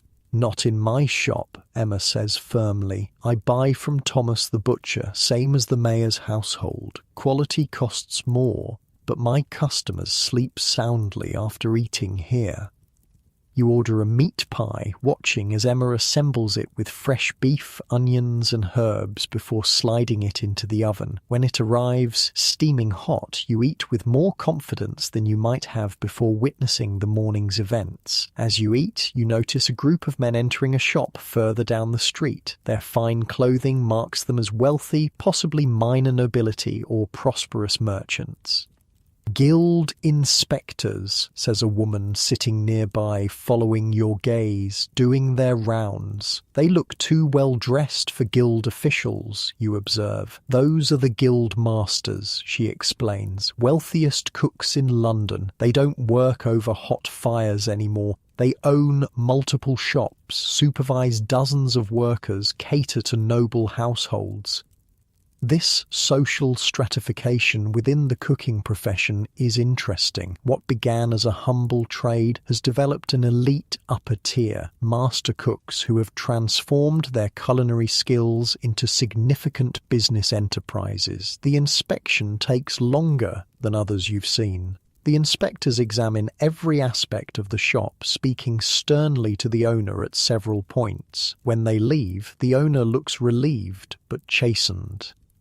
"Must have found something amiss," your table-mate comments, "but not serious enough for public punishment." "What sort of violations might they find?" you ask. "Oh, many things. Ingredients stored improperly, work surfaces unclean, apprentices without proper training, or substitutions. Using cheaper meat than what's advertised. Is that common? Substituting ingredients?" She leans closer, lowering her voice. "More common than anyone admits. Chicken in place of rabbit, beef instead of venison, diluting wine with water, stretching expensive spices with cheaper ones. Food fraud, another timeless practice. After finishing your meal, you continue exploring the city's food safety systems. In a small courtyard, you discover another aspect of medieval food regulation, the formal testing of new cooks seeking guild membership. A nervous young man stands before 3 older cooks. He's prepared several dishes which they examine with critical eyes and cautious bites. "The pastry is undercooked," says one examiner, breaking open a pie. "And too much salt in the sauce," adds another. The young cook looks crestfallen. "May I try again, masters? I was nervous." The lead examiner considers this. 2 weeks. Practice your pastry, return then for another attempt. The process reminds you of a culinary school exam. Becoming a recognized cook isn't just about setting up shop. It requires demonstrated skill and formal approval from the guild. Later, you find yourself in a different part of the city where the street food has a distinctly foreign character. The smells are different, more exotic spices, unfamiliar cooking techniques. "Lombard Street," explains a passerby when you ask. "Italian merchants live here. They brought their own cooks, their own food traditions." You try a dish of pasta with a rich sauce, something rarely seen in English cooking of this period. The Italian cook explains that he had to receive special permission from both the city and the guild to practice his foreign cooking methods. "Different rules for us," he says. "Higher fees to the city, special inspections. They watch us closely because our food is unfamiliar." This cultural regulation of food practices adds another dimension to the already complex system of medieval food safety. As afternoon wanes, you witness yet another aspect of food regulation, the enforcement of fasting days. A city official is going from shop to shop, reminding cooks that tomorrow is a prescribed fast day when meat cannot be sold. "No meat pies, no sausages," he instructs each cook. "Fish only or vegetable dishes. Any cook found selling meat will pay a heavy fine." The church's rules about fasting created a regular rhythm in medieval food consumption, with significant impacts on what cookshops could sell on particular days. Wednesdays, Fridays, and Saturdays were typically meat-free, along with longer fasting periods like Lent. One cook grumbles at this reminder. "Fish costs more than meat these days. I lose money on fast days." "Take it up with the bishop," the official replies unsympathetically. "My job is to ensure compliance." These religious regulations were as strictly enforced as health and quality standards, another layer in the complex regulation of medieval food. Evening approaches, and you find yourself near the River Thames, where some of London's largest and most prosperous cook shops are located. These establishments cater to merchants, travellers coming off ships, and even minor nobility. Here, the standards are visibly higher. The shops are larger, cleaner, with better quality ingredients and more sophisticated dishes. Many display official certifications from the Guild, the medieval equivalent of an A rating from the health department. "We pay extra for inspections," explains one upscale cookshop owner when you inquire. "Guild comes monthly, city officials weekly. Customers know we maintain the highest standards." "Is it worth the extra cost?" you ask. "Absolutely. One accusation of bad food would ruin us. Our customers pay premium prices and expect premium quality. The certification gives them confidence, brand reputation and quality assurance. Concepts as relevant in medieval London as in modern New York or Tokyo." As night falls, you witness one final aspect of medieval food regulation: the disposal of unsold food. Unlike modern restaurants that might simply throw everything in the trash, medieval cookshops had specific rules about what happened to leftover food. "Can't just toss it in the street," explains a cook closing up for the night. "City ordinance attracts rats, causes disease." Instead, he carefully separates his leftover food into different containers. Still good bread will go to a nearby monastery for distribution to the poor. Usable scraps of meat and vegetables are collected for pig feed. Only truly inedible waste is disposed of in designated dump areas outside the city walls. Even in waste management, the medieval city had regulations designed to protect public health, an early form of sanitation enforcement that helped prevent disease in densely populated areas.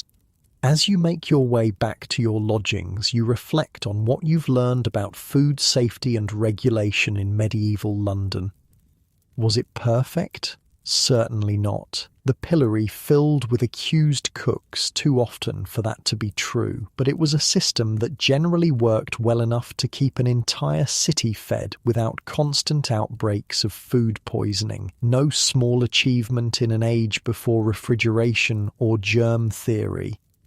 The case of Henry de Passalou and his rotten capon pie wasn't just an isolated incident. It was part of a larger system of accountability that helped medieval Londoners trust the food they purchased every day from public cookshops. Without that trust, the entire system of urban food provision would have collapsed.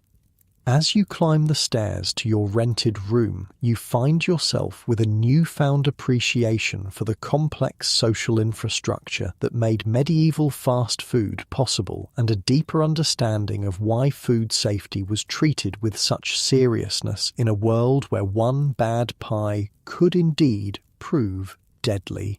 You wake to the sound of trumpets. Bleary-eyed, you peek out your window to see a procession making its way through the narrow streets. Mounted men in fine clothing, servants leading pack horses laden with goods, and at the centre a nobleman of some importance, judging by the deference shown to him. "Oh, who's that?" you ask the landlord when you venture downstairs. "Lord Pembroke's party," he says, clearly impressed. "Arrived from his country estates last night, staying at the Swan Inn near the river." It occurs to you that this presents an opportunity. You've seen how cookshops serve the common people of London and how they're regulated, but what about the upper classes? Do the wealthy and powerful patronise these establishments, or is such food beneath them? You make your way toward the Swan Inn, one of the city's finest accommodations catering to wealthy travellers. Outside, servants in Lord Pembroke's livery are coming and going on various errands. You position yourself nearby, hoping to observe where they obtain food for their master. You don't have to wait long. A steward emerges from the inn and summons several servants. His lordship wishes a variety of local dishes for his midday meal, the steward announces. He and Lady Pembroke will dine privately, but they desire to sample London's finest offerings. He hands out coins and instructions to each servant. "John, go to Peter the cook on Thames Street for the meat pasties. His lordship specifically requested those. Richard, to the pie shop near the Guildhall for their venison pies. Thomas, find that spice cellar in Cheapside. Lady Pembroke wants more of that special blend she enjoyed on our last visit." So even the nobility patronize cookshops, not for their daily sustenance perhaps, but as a culinary adventure, sampling local specialties when travelling. You decide to follow John, the servant dispatched to purchase meat pasties. He makes his way confidently through the streets, clearly familiar with the city and his destination. Eventually, he arrives at a substantial cookshop near the river, larger and more impressive than any you've seen so far. Unlike the simple stalls and lean-tos that serve the poor, this establishment has solid stone walls, large windows, and an imposing door. A painted sign depicts various savoury pies and pastries, with the name Peter the Cook emblazoned in gold lettering. Inside, the difference is even more striking. The counter is polished wood, the floor swept clean, and the cooking area is partially separated from the customer space by a decorative screen. Several well-dressed patrons are already being served, while a trio of cooks works efficiently in the background. John approaches the counter and is immediately recognised.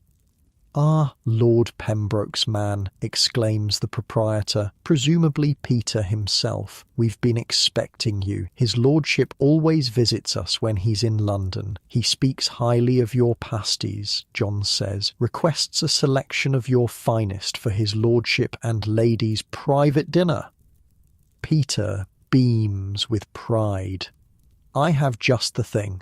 Fresh made this morning, beef with marrow, chicken with herbs from my own garden, and a special venison pasty with spices from the east. Will that suit?" "Perfectly," John confirms, and he asked specifically about that special sauce you served last time, the galantine, of course, made with the finest imported galangal, just as his lordship prefers. You're impressed by the transaction. This is clearly no ordinary cookshop, but a high-end establishment catering specifically to wealthy patrons who can afford premium ingredients and exotic spices. As Peter carefully packages the pasties in clean linen, you strike up a conversation with another customer, a prosperous-looking merchant waiting for his order. "Do many nobles buy from cook shops?" you ask casually. He looks amused. "From ordinary shops? Rarely. From Peter and a few others of his calibre? Certainly. The finest cookshops are known throughout the realm. Some nobles send servants from their country estates to bring back Peter's pasties when they can't come themselves." "Isn't that unusual? I thought the wealthy had their own cooks." "They do," he confirms. "Extensive kitchen staff in their main households. But when travelling, or when they desire something specific," he shrugs. "Even the king's household sometimes purchases from the finer establishments, though they'd never admit it publicly." This revelation changes your understanding of medieval fast food. It's not just sustenance for the poor or convenience for the middle class. At its highest levels, it's a luxury product sought after by the most discerning palates. When John leaves with his carefully wrapped purchases, you follow discreetly. Rather than returning directly to the Swan Inn, he makes several more stops, at a wine merchant, a spice seller, and finally at a small unmarked shop from which he emerges with a small ceramic pot sealed with wax. Curious about this last purchase, you approach the shop. Inside, a well-dressed man presides over a space filled with delicious smells. Along one wall, small pots similar to the one John carried are arranged on shelves. "Welcome," the proprietor says. "How may I serve you today?" "I'm just curious," you admit. "I saw a noble's servant leave with one of your pots." The man smiles knowingly. "Ah, for Lord Pembroke. Yes, one of my special sauces, a galantine made with galangal, as is his preference." "You sell only sauces?" you ask, surprised. "Only sauces, only to those who can afford them." He gestures to the pots. Each contains a unique preparation, some for fish, some for fowl, others for venison or beef, made with spices from across the known world. This specialized shop represents yet another facet of medieval fast food, ultra-premium prepared foods for the wealthy. The proprietor explains that many noble households purchase his sauces rather than making their own, even when they have skilled kitchen staff. Cheaper than maintaining your own spice stores, he explains. Cinnamon, pepper, cloves, ginger, all cost a fortune to import. I buy in quantity and make my sauces, selling at a price still lower than what it would cost them to create the same at home. Economic efficiency at work in medieval London, another surprise. Your explorations take you next to an upscale tavern near the Guildhall, where wealthy merchants and minor nobility often dine. Unlike the cookshops serving the poor, this establishment offers seating, service, and a more refined atmosphere. A group of well-dressed men occupies one table, sharing platters of food clearly purchased from nearby cookshops. A servant arranges the dishes, meat pies, roast fowl, bread, and small pots of sauce, while another pours wine.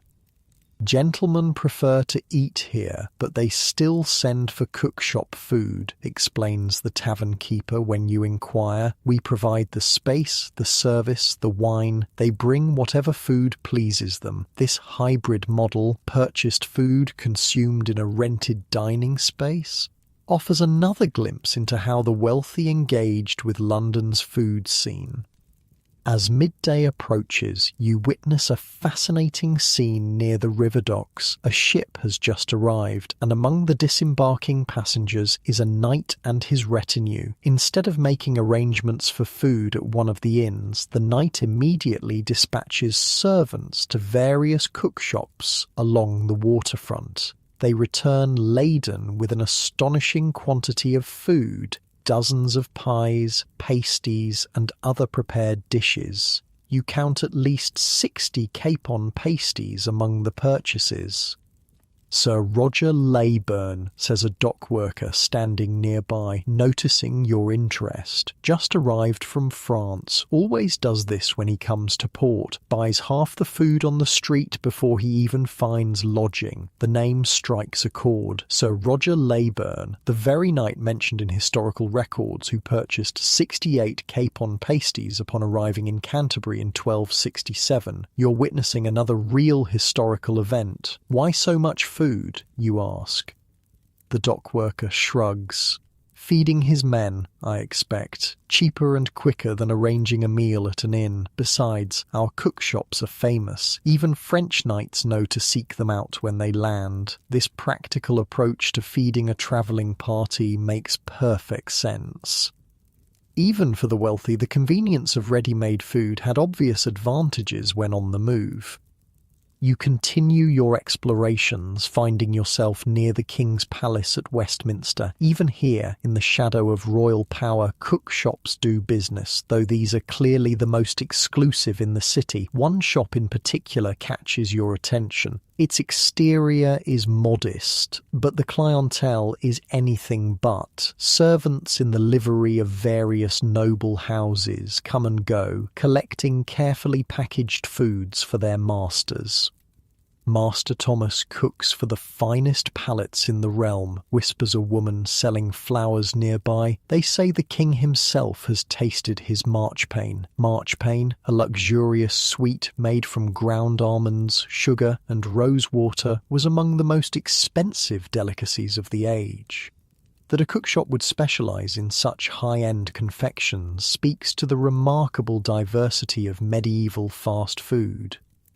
You watch as a servant in royal livery exits the shop carrying a small wooden box tied with ribbon. Whatever is inside must be precious indeed. For the Queen's ladies, the flower seller informs you, they favour his marchpane above all others. Even royalty, it seems, occasionally indulges in takeout.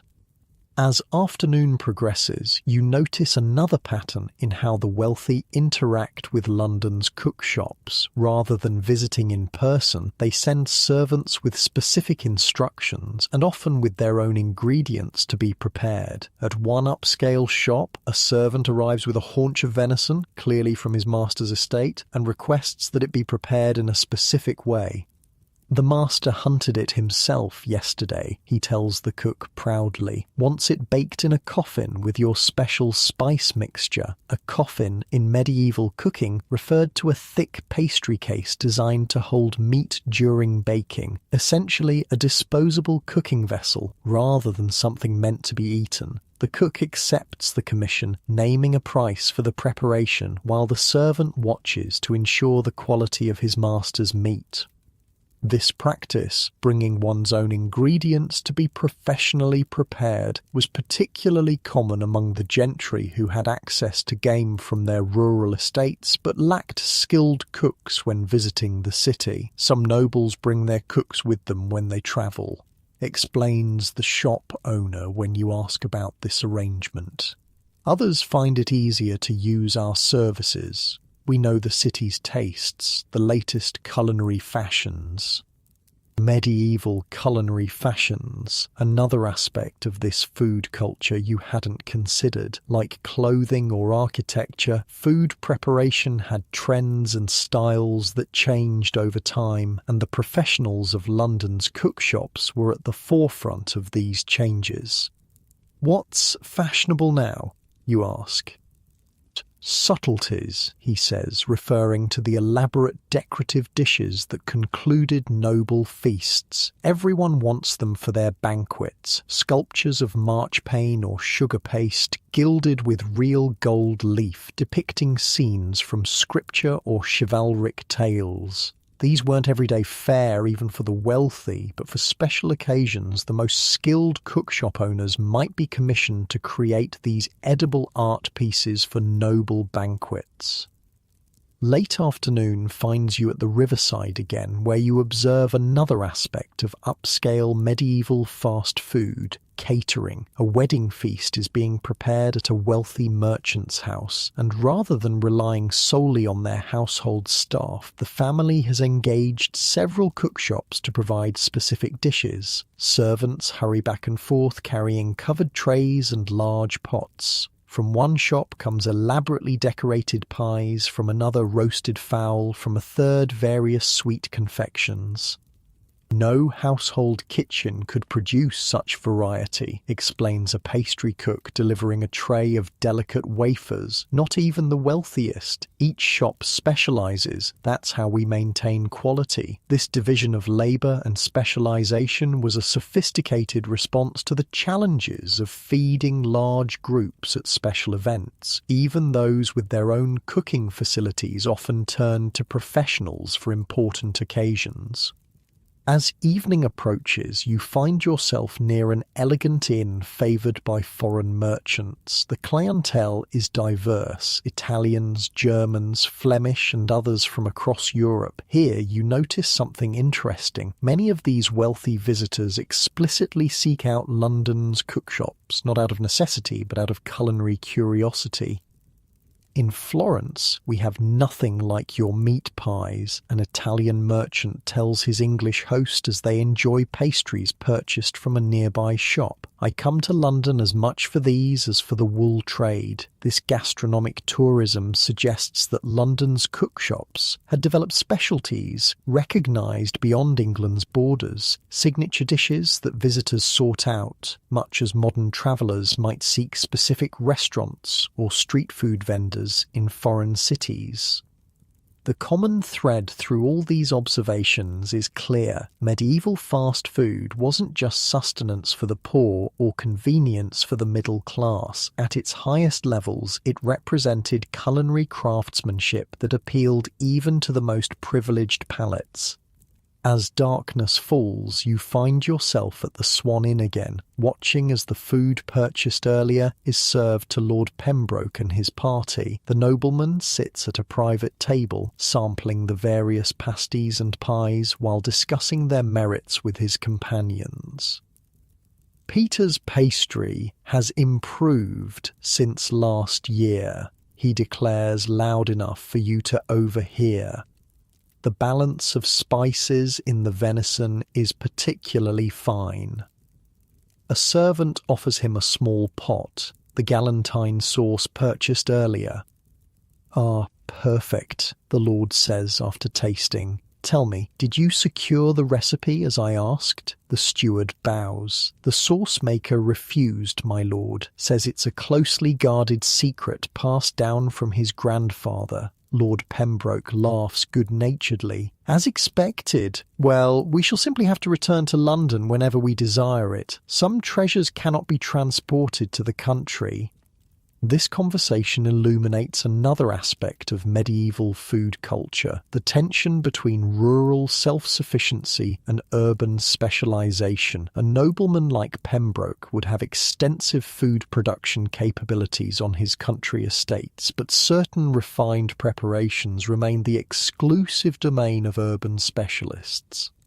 Later that evening you observe the inn's common room, where lesser members of the noble party, knights, clerks and higher servants, are dining. Like their lord, they too have purchased food from various cook-shops, though of somewhat less exalted quality. They compare their meals, arguing good-naturedly about which shop makes the best pasties or the finest sauces. One man insists that a certain cook near the Guildhall makes better venison pie than the famous Peter, causing heated debate among his companions. "I'll wager 10 shillings that you cannot tell the difference in a blind tasting," challenges one man. "Done," replies the first. "Tomorrow we shall put it to the test."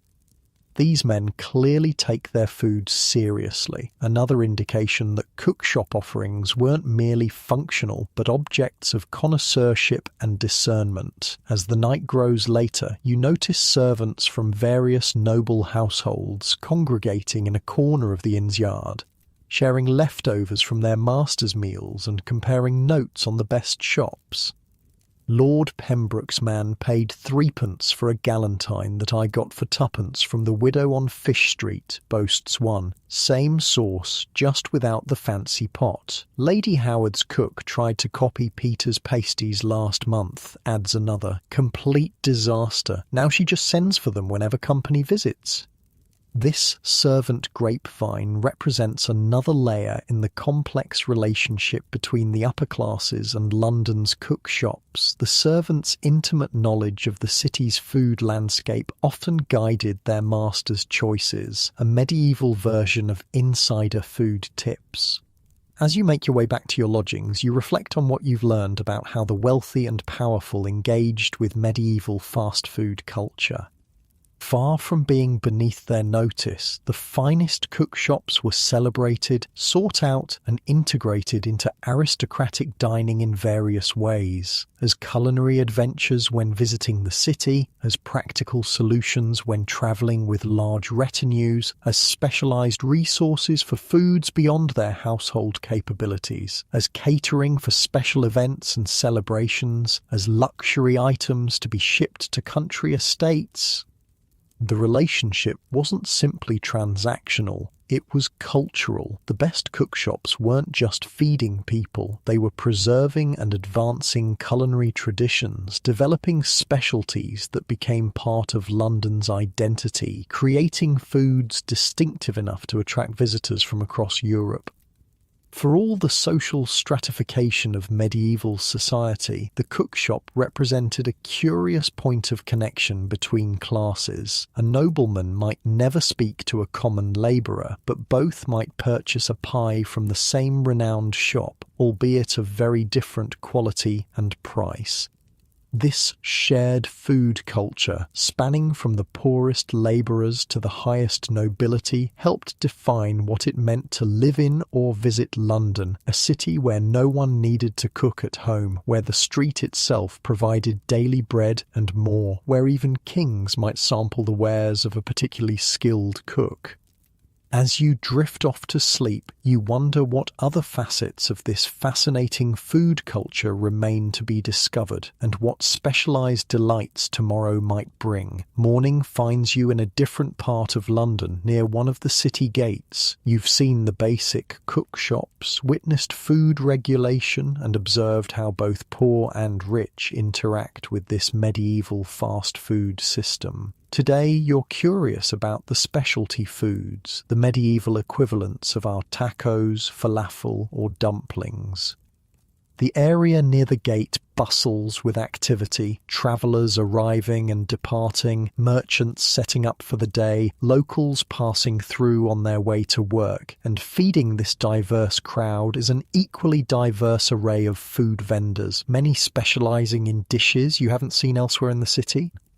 Your attention is drawn to a small crowd gathered around a woman tending a peculiar metal contraption over a charcoal fire. As you get closer, you see it's a set of hinged metal plates with a long handle, almost like a modern waffle iron. She ladles batter onto the heated plates, closes them quickly, and turns the device over the fire. When she opens it again, out comes a thin, crispy wafer patterned with an intricate design. Hot wafers, she calls, honey wafers, sweet and crisp.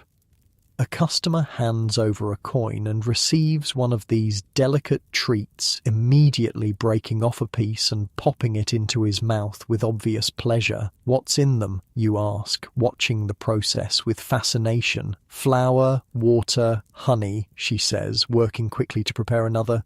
And a pinch of spice. My husband made the iron. See the pattern? That's St. George slaying the dragon. Sure enough, the wafer bears a detailed imprint of the legendary scene, rendered in crisp relief on the delicate surface. Some people buy them for the taste, she confides with a wink. Others for the blessing. St. George protects travellers, you know. Food and faith intertwined. A common theme in medieval life. These aren't just snacks. They're portable blessings combining physical and spiritual nourishment in one convenient package. A short distance away, another vendor sells a different kind of waffle, thicker, softer, more like what we'd recognize today. His cooking iron creates a honeycomb pattern, and he offers various toppings, honey, fruit preserves, even a sprinkle of expensive sugar for those who can afford it. The Flemish brought this style, he explains when you inquire. Been making them this way for 20 years now, popular with children and ladies especially.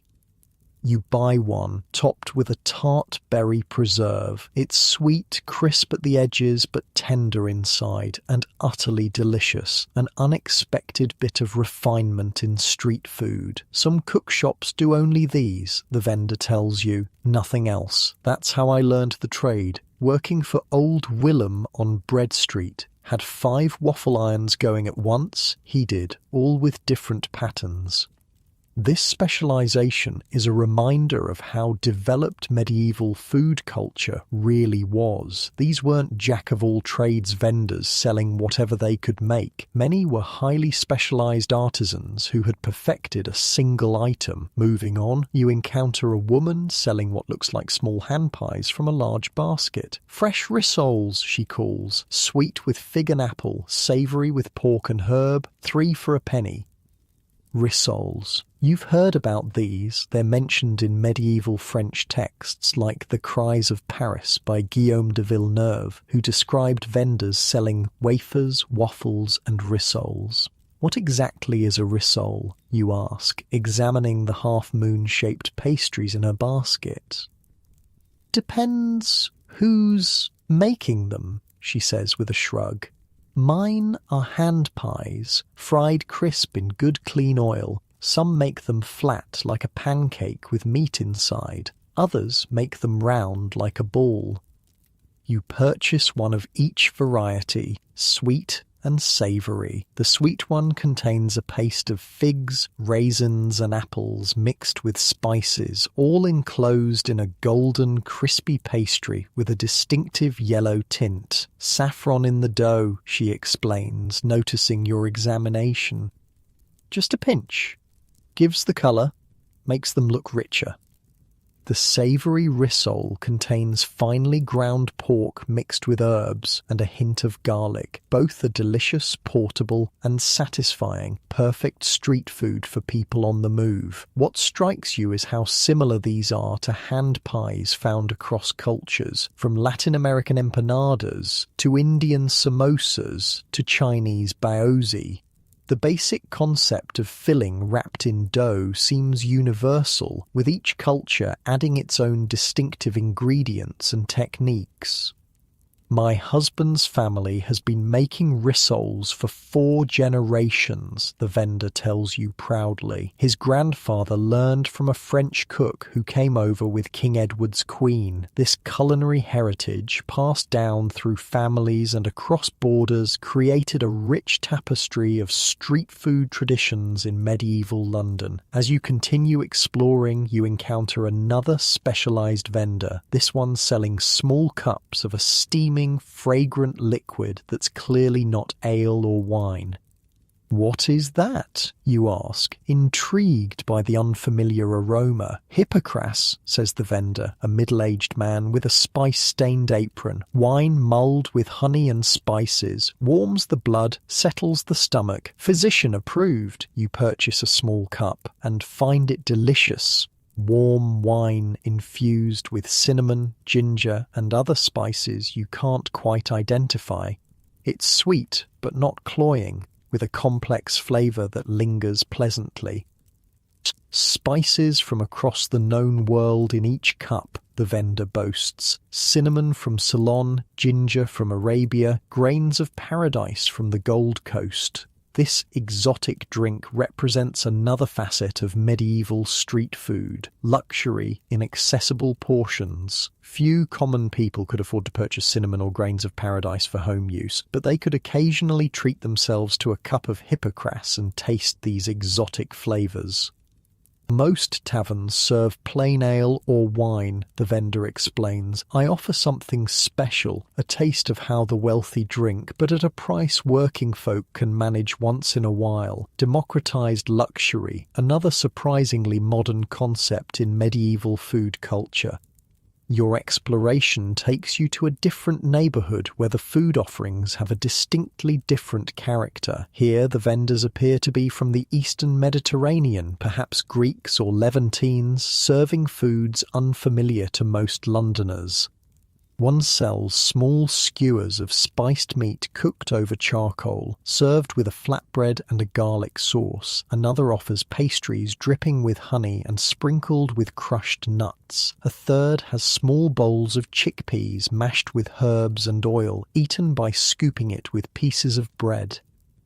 Lombard Street, explains a local when you ask about this neighbourhood. Foreign merchants settle here, Italians, Greeks, men from the Holy Land. They bring their own food traditions, hire cooks from their homelands. This medieval multiculturalism created pockets of international cuisine within London, catering initially to homesick merchants, but eventually attracting adventurous locals as well. Best food in London, declares an English apprentice enjoying one of the meat skewers. My master brings us here once a month as a treat, worth the extra walking. Food tourism, yet another seemingly modern concept with medieval roots. Not all specialised street food was exotic, however. Some vendors focused on hyperlocal specialties deeply rooted in English culinary traditions. One such vendor sells small pies filled with eels caught fresh from the Thames, a quintessentially London dish that would remain popular for centuries. River's full of 'em, says the eel pie seller when you express surprise at the main ingredient. Cheap protein, tastes good with herbs and a bit of salt. Been feeding Londoners since before the Romans came.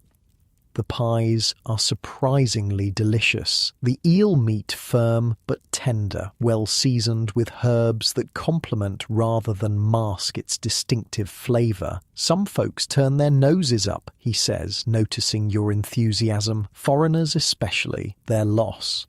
This pride in local specialties is evident among many vendors, each convinced that their particular offering represents the true taste of London.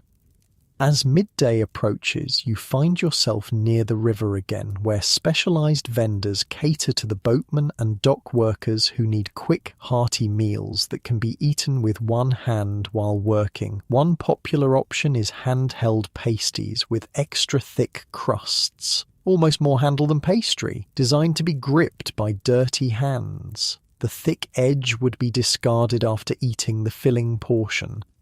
Dock workers' lunch, explains the vendor, sturdy enough to survive in a pocket till midday, filling enough to keep a man working till evening. These utilitarian designs remind you that medieval street food wasn't just about taste, it was about practical solutions to specific needs. Form followed function, with each food designed for its context and consumer. Another dockside specialty catches your eye: small ceramic pots with lids filled with a hearty stew. Rent the pot for a penny, bring it back tomorrow, explains the vendor. Keeps the food hot for hours, even in winter. This reusable container system offers a solution to the modern problem of takeout packaging waste. The customer pays a small deposit for the container, returns it later, and the cycle continues. Sustainable fast food, medieval style. As afternoon progresses, you encounter another specialized food tradition, seasonal offerings that appear only at certain times of year. It's early summer, and vendors selling small baskets of strawberries have appeared throughout the city. First of the season, announces a woman with a tray of the bright red fruits. Picked this morning outside the city walls, won't find sweeter. Seasonal eating wasn't a trendy choice in medieval times, but a necessity. These strawberries, smaller and more intensely flavoured than modern varieties, represent a brief, treasured moment in the yearly food cycle. Nearby, another seasonal vendor sells cups of fresh milk, a simple pleasure available only when cows were feeding on spring grass and producing abundantly. Green milk, he calls it, referring not to its colour but to its fresh springtime quality, straight from the meadows this morning. This hyper-local, hyper-seasonal approach to food would be familiar to today's farm-to-table enthusiasts, though it arose from necessity rather than philosophy. One of the most intriguing specialty vendors you encounter sells what appear to be small, twisted breadsticks shaped like arms crossed in prayer.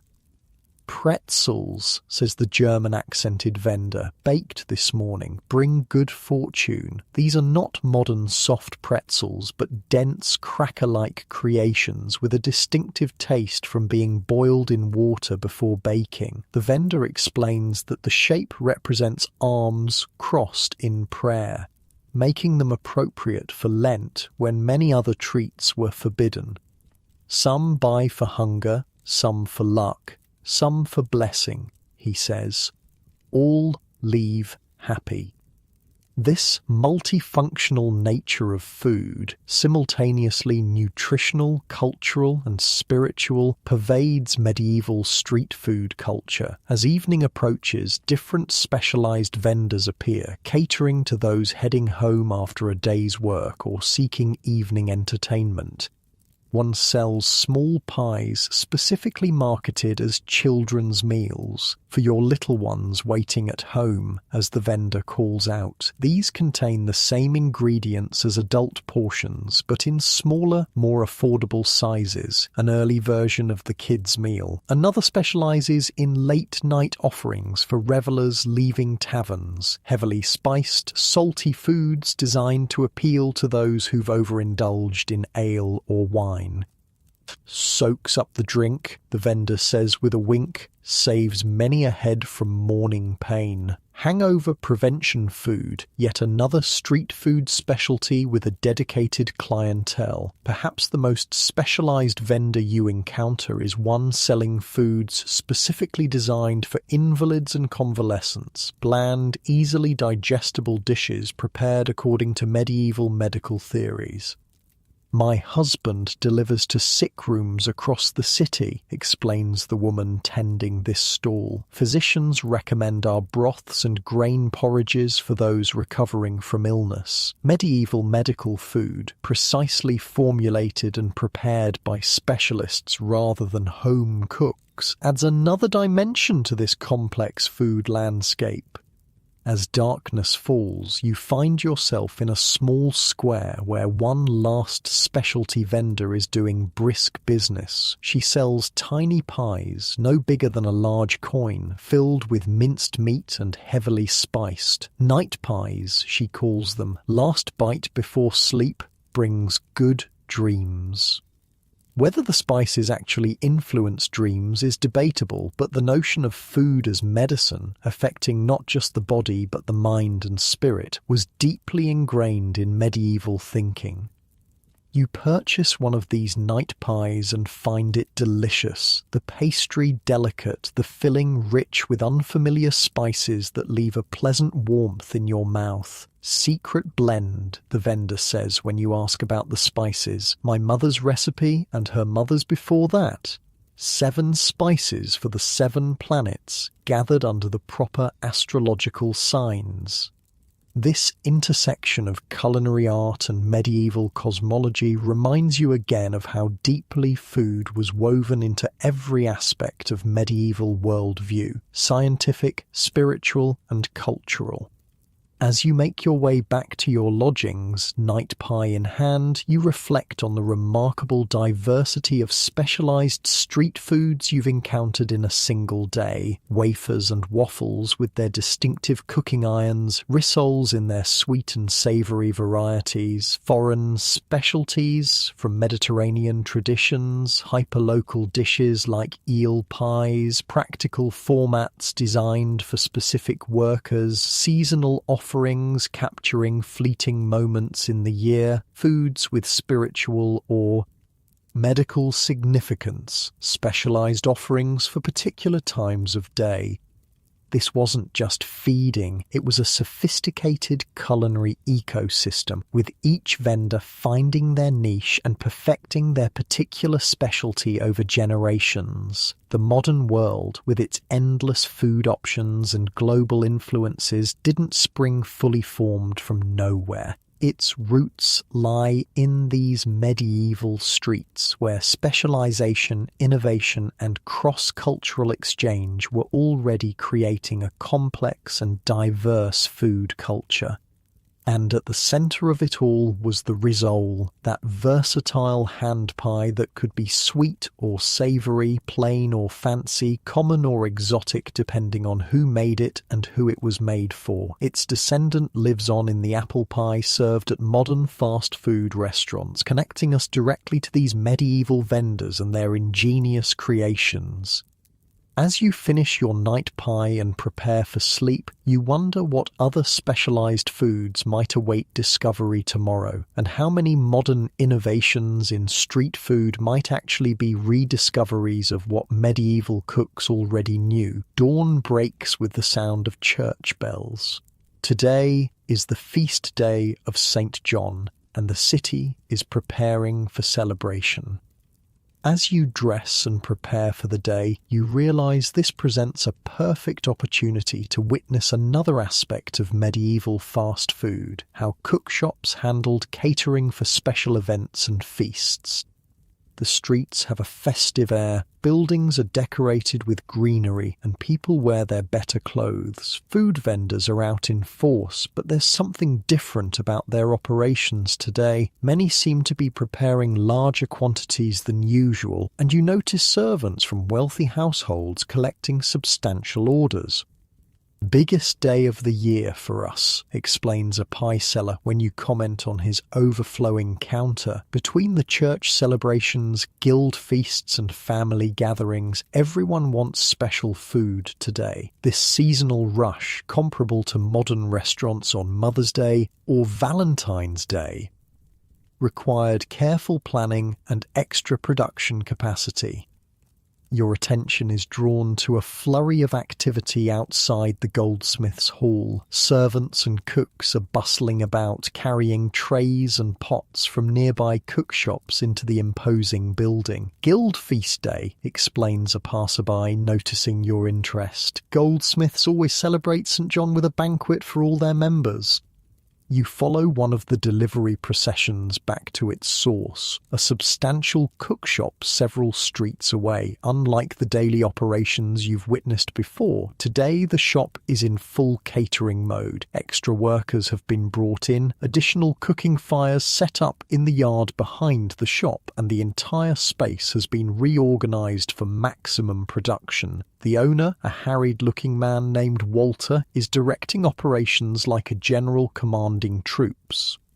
"Those meat pasties go to the goldsmiths," he shouts to a group of workers packaging food in large wooden trays. "The fish pies are for St. Paul's clergy. Don't mix them up or we'll have priests eating meat on a fast day." When there's a momentary lull in the chaos, you approach Walter and ask about this catering operation.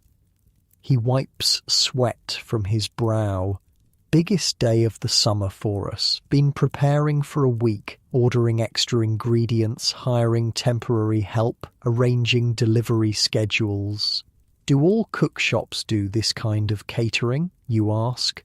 "Those that can handle it," he says. "Takes organisation, experience. Some shops stick to daily street sales, simpler that way, but the real money's in these feast contracts." The economics make sense. While daily sales to individual customers provided steady income, these large catering contracts represented significant profit opportunities. If a cookshop could handle the logistics, how many different clients are you serving today? You ask, watching the organised chaos with fascination. Walter counts on his fingers. Goldsmith's Feast, 60 diners. St. Paul's clergy, 40. 3 wealthy merchant households hosting family celebrations. Another 50 people total, plus our regular customers who'll buy extra for their own feast day meals. He shakes his head in mock exhaustion. 150 formal servings, plus who knows how many individual sales. The scale is impressive, especially given the limited technology available. No refrigeration, no food processors, no standardized measurements, just skilled workers with sharp knives, good timing, and deep experience. You watch as a team of workers assembles what Walter calls a subtlety, an elaborate decorative dish designed to impress feast attendees. This one is shaped like a castle, constructed from pastry and marzipan, painted with edible colours and adorned with small figures representing the goldsmiths at work. "Worth an extra shilling per guest," Walter says proudly. "My master subtlety maker trained in Paris. Only 3 shops in London can produce work of this quality."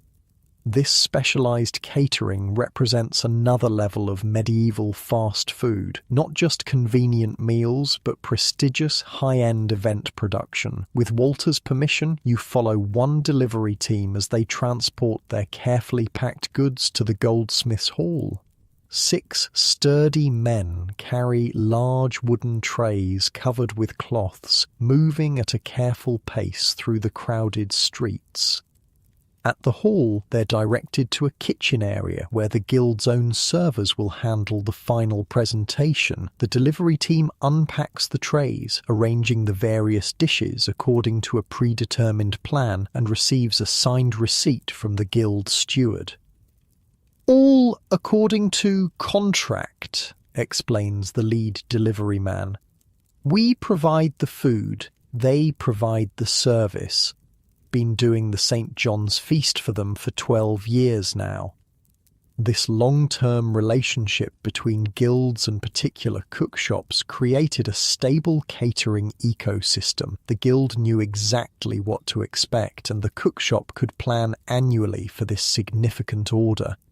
Your exploration takes you next to a more somber event, preparations for a funeral feast. A prosperous merchant has died, and his family is hosting a meal for mourners after the burial. Rather than attempting to prepare food in their grief, they've commissioned several cookshops to provide a complete meal.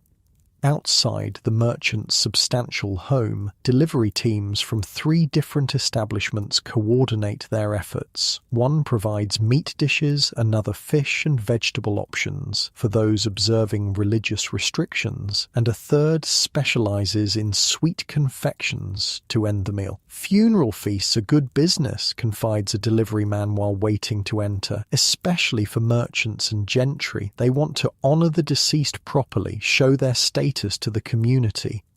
The social obligation to provide generous hospitality, even in times of mourning, created another catering opportunity for cook shops. Families who might normally cook for themselves would turn to professionals during these emotionally difficult times. Some clients give very specific instructions, he continues. The deceased's favorite dishes, traditional family recipes, others just say appropriate funeral fare and leave it to us. This appropriate funeral fare had its own traditions and expectations, not too lavish, which would seem disrespectful, but generous enough to honour the deceased and comfort the mourners. As midday approaches, you find yourself near the city's western gate, where another kind of feast is being prepared. A wedding procession emerges from a church, the newly married couple at its centre, followed by family, friends and well-wishers. They make their way to the groom's family home, where tables have been set up in the street outside, a common practice when indoor space was insufficient for all the guests. And serving this wedding feast, a team from a local cook shop, of course. Wedding feast is half our week's income, says the cook proudly as she oversees the final arrangements. 25 guests, finest food we can produce, plus the wedding subtlety. This subtlety, an elaborate decorative centerpiece, depicts the couple standing beneath an archway of pastry flowers. It's beautiful, whimsical, and entirely edible, a medieval version of a wedding cake. Family's been coming to my shop for 3 generations, the cook tells you. Did the parents' wedding feast, now the son's. God willing, we'll do his children's too someday. This intergenerational relationship between cook shops and their clients created continuity in celebration, a shared food heritage that marked life's significant moments.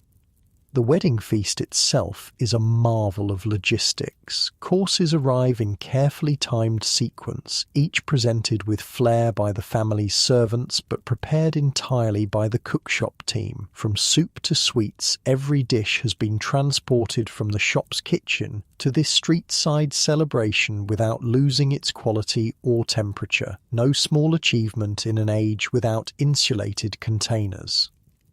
Late afternoon finds you at another kind of feast, a parish celebration tied to the Saint's Day. The church has commissioned food for all parishioners, funded by wealthy members but available to all who attend the service. Outside the church, tables have been set up where simple but plentiful food is being distributed. Bread, cheese, meat pies, and ale. Several local cookshops have contributed, each providing their specialty. Church feasts are different, explains one cook. Not as fancy as guild banquets or weddings, but larger scale, need to feed everyone, rich and poor alike. This democratic approach to feast days created yet another catering model, bulk production of simpler foods designed to serve large numbers efficiently. You notice that even the poorest attendees receive exactly the same food as the wealthy parishioners, an unusual moment of equality in a highly stratified society. The church feast temporarily suspended social distinctions, creating community through shared food. Only day. Some of these folks eat meat all year, says the cook, watching as children eagerly accept their portions. Makes it special, sacred even. This connection between food and sacred celebration runs deep in medieval culture. The feast day wasn't just about honoring a saint, it was about physically experiencing abundance as a community, a taste of heaven on earth. As evening approaches, you witness one final type of catered event, a merchant association gathering in a rented hall. Unlike the formal guild with its official status, this is a voluntary association of traders dealing with the Baltic region. They've hired a cook shop known for Northern European specialties to provide authentic dishes from the Baltic trading cities, a diplomatic choice that honours their business connections. These merchants value authenticity, explains the cook, who learned his trade in Lübeck before settling in London. Could get English food anywhere, but I give them tastes of home, or tastes of their trading partners' homes. The dishes are unfamiliar to most Londoners. Pickled fish preparations, rye breads, distinctive spice blends, but perfectly suited to this specialised gathering. Good business relations happen over good food, the cook says wisely. My dishes remind them of successful trading voyages, make them feel connected to their partners across the sea. Culinary diplomacy, another sophisticated function of medieval catering. As darkness falls and the city's celebrations continue, you find yourself drawn to a small, informal gathering in a neighbourhood square. Unlike the elaborate catered events you've witnessed throughout the day, this is a community affair. Each family has contributed what they can to a shared feast. But even here, the influence of the cook shops is evident. Many families have purchased special items to contribute. A pie here, a sweet confection there, creating a patchwork feast that combines home cooking with professional touches. An old woman notices your interest and beckons you to join them. Feast days are for sharing, she says, offering you a cup of ale and a slice of pie. No one cooks everything themselves anymore, too many specialised skills needed. This hybrid approach, combining home cooking with purchased specialties, feels surprisingly modern, like a contemporary host who might make the main dish but buy a professionally made dessert. Medieval families made practical decisions about what to make and what to buy. "My neighbour makes the best bread," the old woman continues, "but for a proper feast day pie," she shakes her head, "that's best left to the cook shops. They have the right ovens, the skill with pastry." As you enjoy this community feast, you reflect on how cook shops functioned as extensions of the home kitchen, not replacing family cooking entirely, but supplementing it, especially for labour-intensive specialties or items requiring equipment few homes possessed. The night deepens and feast day celebrations begin to wind down. Servants clean up after elaborate banquets. Families return to their homes carrying leftover treats. Cookshop workers, exhausted after their busiest day in months, finally close their shutters and count their earnings. You make your way back to your lodgings, pondering all you've witnessed about medieval catering and feast days. The remarkable logistics required to serve hundreds of diners without modern technology, the specialised knowledge needed to create elaborate subtleties and prestigious dishes, the economic importance of feast day contracts to cook shop owners, the way professional catering marked life's significant moments, weddings, funerals, religious celebrations, the community-building function of shared meals, whether elaborate guild banquets or simple parish gatherings. This wasn't just feeding people, it was facilitating the ceremonies and celebrations that gave meaning to medieval life. The cookshops weren't just businesses, they were cultural institutions that helped communities mark time, honour traditions, celebrate achievements and mourn losses. As you drift towards sleep, you realize that these medieval caterers were doing exactly what their modern counterparts do, using food to help people celebrate what matters most. The technology has changed dramatically, but the essential human desire to mark special occasions with special food remains constant across the centuries.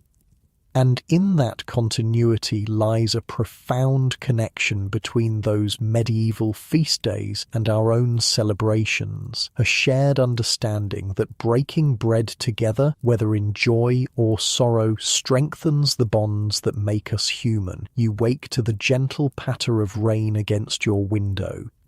After days of exploring medieval London's vibrant food scene, you find yourself thinking about connections, the threads that tie those ancient cookshops to our modern world of drive-thrus and delivery apps. It's your last day in medieval London. Soon you'll return to the world of refrigeration, health inspectors, and globally sourced ingredients. But first, you want to understand the legacy of what you've witnessed, how the medieval fast food system shaped society and continues to influence us centuries later. You dress and venture out despite the drizzle. The rain has thinned the usual crowds, lending the streets a contemplative atmosphere perfect for your final explorations. At a small cookshop near your lodgings, you find shelter and purchase a hot pie for breakfast. The owner, a thoughtful older man named Thomas, seems in a philosophical mood himself this morning. Been making pies for 40 years, he tells you, watching the rain through his open shutters. Same way my father taught me, same way his father taught him. Some things don't need changing. This continuity strikes you, the unbroken chain of knowledge passed down through generations of cooks, preserving techniques and recipes that worked well in their context. What's changed in your lifetime, you ask? Thomas considers this. Tastes shift. When I was a boy, we used more ginger, less cinnamon. Prices rise and fall with the harvests. But the essence, he gestures to his shop. The hearth, the counter, the basic tools, much the same. You think about the fast food restaurants of your own time, how despite all the technology and corporate systems, they still revolve around the same basic premise as Thomas's shop, providing quick, affordable, ready-to-eat food to people who can't or won't cook for themselves. Do you ever wonder what this will all look like in the future, you ask? Hundreds of years from now? Thomas laughs. Hard enough to predict next season's grain prices, let alone centuries ahead, but people will always need to eat, won't they? Always be some who can't cook for themselves, others who make their living feeding them. His simple observation captures something profound about the persistence of fast food as a concept. The specifics change, from medieval meat pies to modern hamburgers, but the fundamental human need remains constant. When the rain eases, you continue your walk through the city. Near the river, you pass the spot where you first encountered the upscale cookshops catering to wealthy patrons and travellers. Today, you notice something you hadn't before, how the entire neighbourhood has developed around this food culture. Inns and taverns cluster nearby, offering accommodation to visitors who come for business at the docks. Spice merchants have their shops within easy reach of the cookshops that buy their wares. Even the street layout seems designed to funnel hungry travellers toward the food vendors. This co-evolution of urban space and food systems makes you think about modern cities, how restaurant districts develop, how certain streets become known for particular cuisines, how food shapes the very geography of urban life. A local historian you meet confirms this observation. London grew around its food, he tells you. Markets dictated street patterns. Cookshops determined which areas thrived. Even parish boundaries sometimes followed the territories of food vendors. This food-centric urban development wasn't unique to London or the medieval period. From ancient Rome's Thermopolia to modern Tokyo's restaurant-packed subway stations, cities have always organized themselves partly around where people eat. Your wanderings take you to a quiet courtyard where an elderly cook is teaching an apprentice how to make a perfect pastry crust. You watch, invisible to them, as centuries of accumulated knowledge pass from one generation to the next through demonstration, correction, and practice. Not so much water, the master instructs. Feel the texture, like fine sand just holding together. There, that's right. This tactile knowledge, impossible to fully capture in written recipes, represents one of the most important legacies of medieval cookshops. They were living repositories of culinary wisdom, preserving and refining techniques that might otherwise have been lost. Many of these techniques have survived to the present day, though their origins are often forgotten. The laminated dough used for modern croissants, the raised coffin crusts of meat pies, the particular way a waffle iron creates its distinctive pattern, all have medieval antecedents passed down through an unbroken chain of practitioners. By midday, the rain has stopped completely, and you find yourself in a small square where a group of modern-minded cooks are discussing innovations. Unlike Thomas with his commitment to tradition, these younger cooks are eager to try new ingredients and methods. "Merchants brought back a new spice from the East," one says excitedly. "Like pepper, but sweeter, with a hint of warmth. Changes the entire character of a meat pie." "I've been experimenting with different fats for frying," says another. "Duck fat makes the crispest rissoles, though it's costly." This spirit of innovation and experimentation was as much a part of medieval food culture as tradition. Cookshops were places where new ideas could be tested, where successful innovations spread quickly through a network of professional practitioners. You think about modern fast food corporations with their test kitchens and market research, institutionalizing the same process of culinary innovation that once happened organically in medieval streets. As afternoon approaches, you visit the site where you witness the public punishment of Henry de Passalou for selling rotten meat. Today, a city health inspector is examining a cookshop nearby, a direct descendant of the medieval system of food safety enforcement. "Standards must be maintained," the inspector tells the nervous shop owner. "Public health depends on it. The language has changed, the scientific understanding has deepened, but the basic concept remains the same. Food sellers have a responsibility to their customers, and society has mechanisms to enforce that responsibility." This continuity in food safety regulation represents another significant legacy of the medieval system. The modern health department, with its inspections and penalties, has roots in those early city ordinances and guild regulations. Late afternoon finds you near a church where a community feast is being prepared. Not for a saint's day this time, but for a wedding. Professional cooks work alongside family members, combining purchased items with home-cooked specialties. "Always been this way," says an old woman helping to arrange the tables. "Some things you make yourself with love and care. Others you leave to those with the skill and tools to do them properly." This balanced relationship between home cooking and professional food production has persisted through centuries. Even in our modern world of ubiquitous takeout, most cultures maintain this distinction. Certain foods are typically homemade, others typically purchased. As the wedding feast begins, you observe how the shared meal strengthens community bonds. People who might normally have little interaction find themselves breaking bread together, sharing conversation, building connections. "Food brings us together," says the old woman, watching the celebration with obvious pleasure. Always has, always will.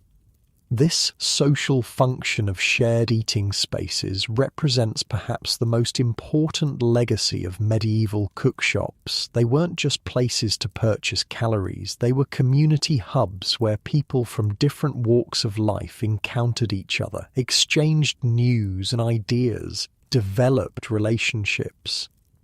Modern fast food restaurants still serve this function to some degree, though often in a more limited way. The medieval cookshop, with its lack of seating and emphasis on takeaway, finds its closest modern parallel not in McDonald's but in the food truck, the street cart, the takeout counter, places designed for purchasing food quickly rather than lingering over it.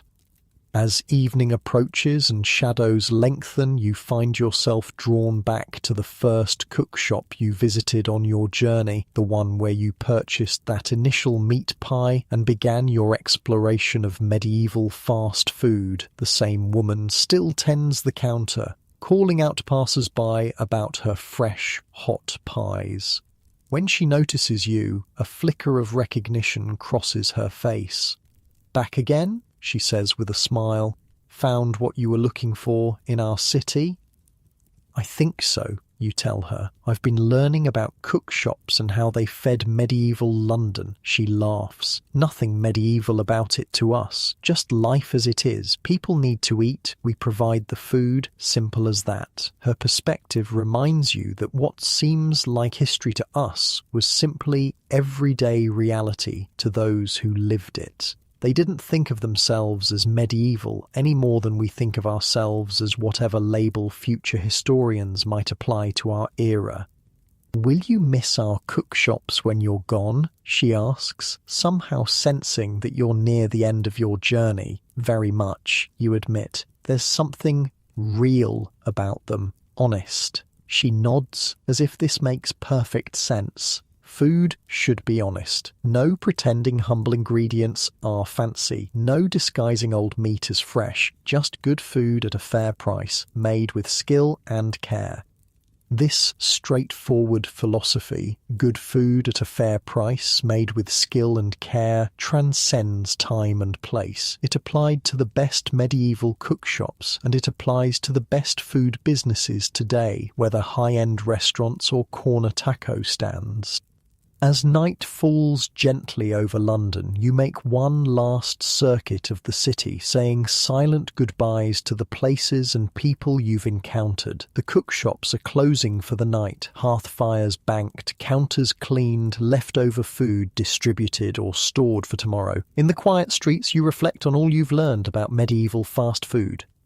How it made urban life possible by feeding people who couldn't cook at home. How it created specialized culinary knowledge that might otherwise have been lost. How it connected communities through shared food traditions. How it balanced innovation with continuity, novelty with reliability. How it shaped urban development and public health policies. How it served both practical needs and social functions. How it reflected social hierarchies while occasionally transcending them. And perhaps most importantly, how it reminds us that our modern food systems didn't emerge from nowhere but evolved gradually from these earlier structures, carrying forward both their strengths and their weaknesses.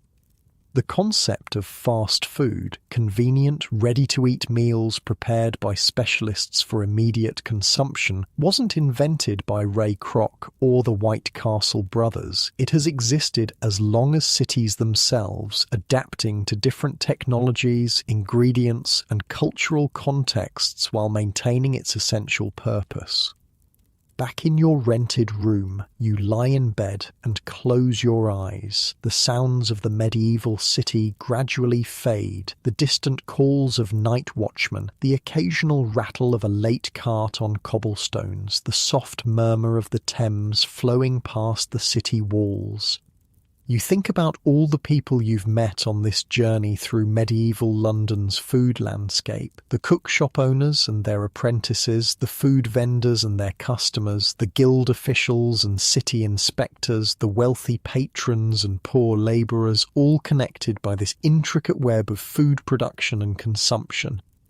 Each played their role in a system that, for all its differences from our modern world, would still be recognisable to us in its basic functions. People needed to eat. Some made their living by feeding others. Some regulations ensured fairness and safety. Traditions provided continuity, while innovations brought change. And at the centre of it all was the humble meat pie, ancestor of every fast food item that would follow, from hamburgers to pizza to tacos, portable, affordable, satisfying, requiring specialised knowledge to produce but no special knowledge to consume. The medieval cookshops have long since vanished, their wooden counters rotted away, their hearth fires cold for centuries, but their legacy lives on in every street corner where food is sold ready to eat, in every health regulation that protects consumers, in every culinary technique passed down through generations of cooks, in every social connection formed over a shared meal. As you drift towards sleep, you carry with you a new appreciation for this overlooked aspect of medieval life, not the grand cathedrals or royal palaces that dominate our imagination of the period, but the simple, vital institutions that fed ordinary people day after day, sustaining the life of the city through their honest labour. And perhaps the next time you grab a quick meal from a modern fast food establishment, you'll remember their medieval predecessors, the cooks who rose before dawn to light their fires, the customers who lined up for their daily bread, the complex social ecosystem that evolved around the basic human need for convenient, affordable food.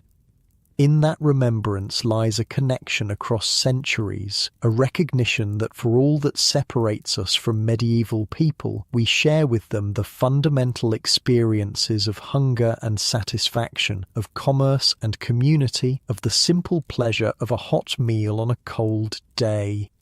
Your breathing slows, your thoughts grow quiet, and you slip gently into dreams of saffron-tinted pastry and the calls of long-ago vendors offering their wares in the streets of medieval London.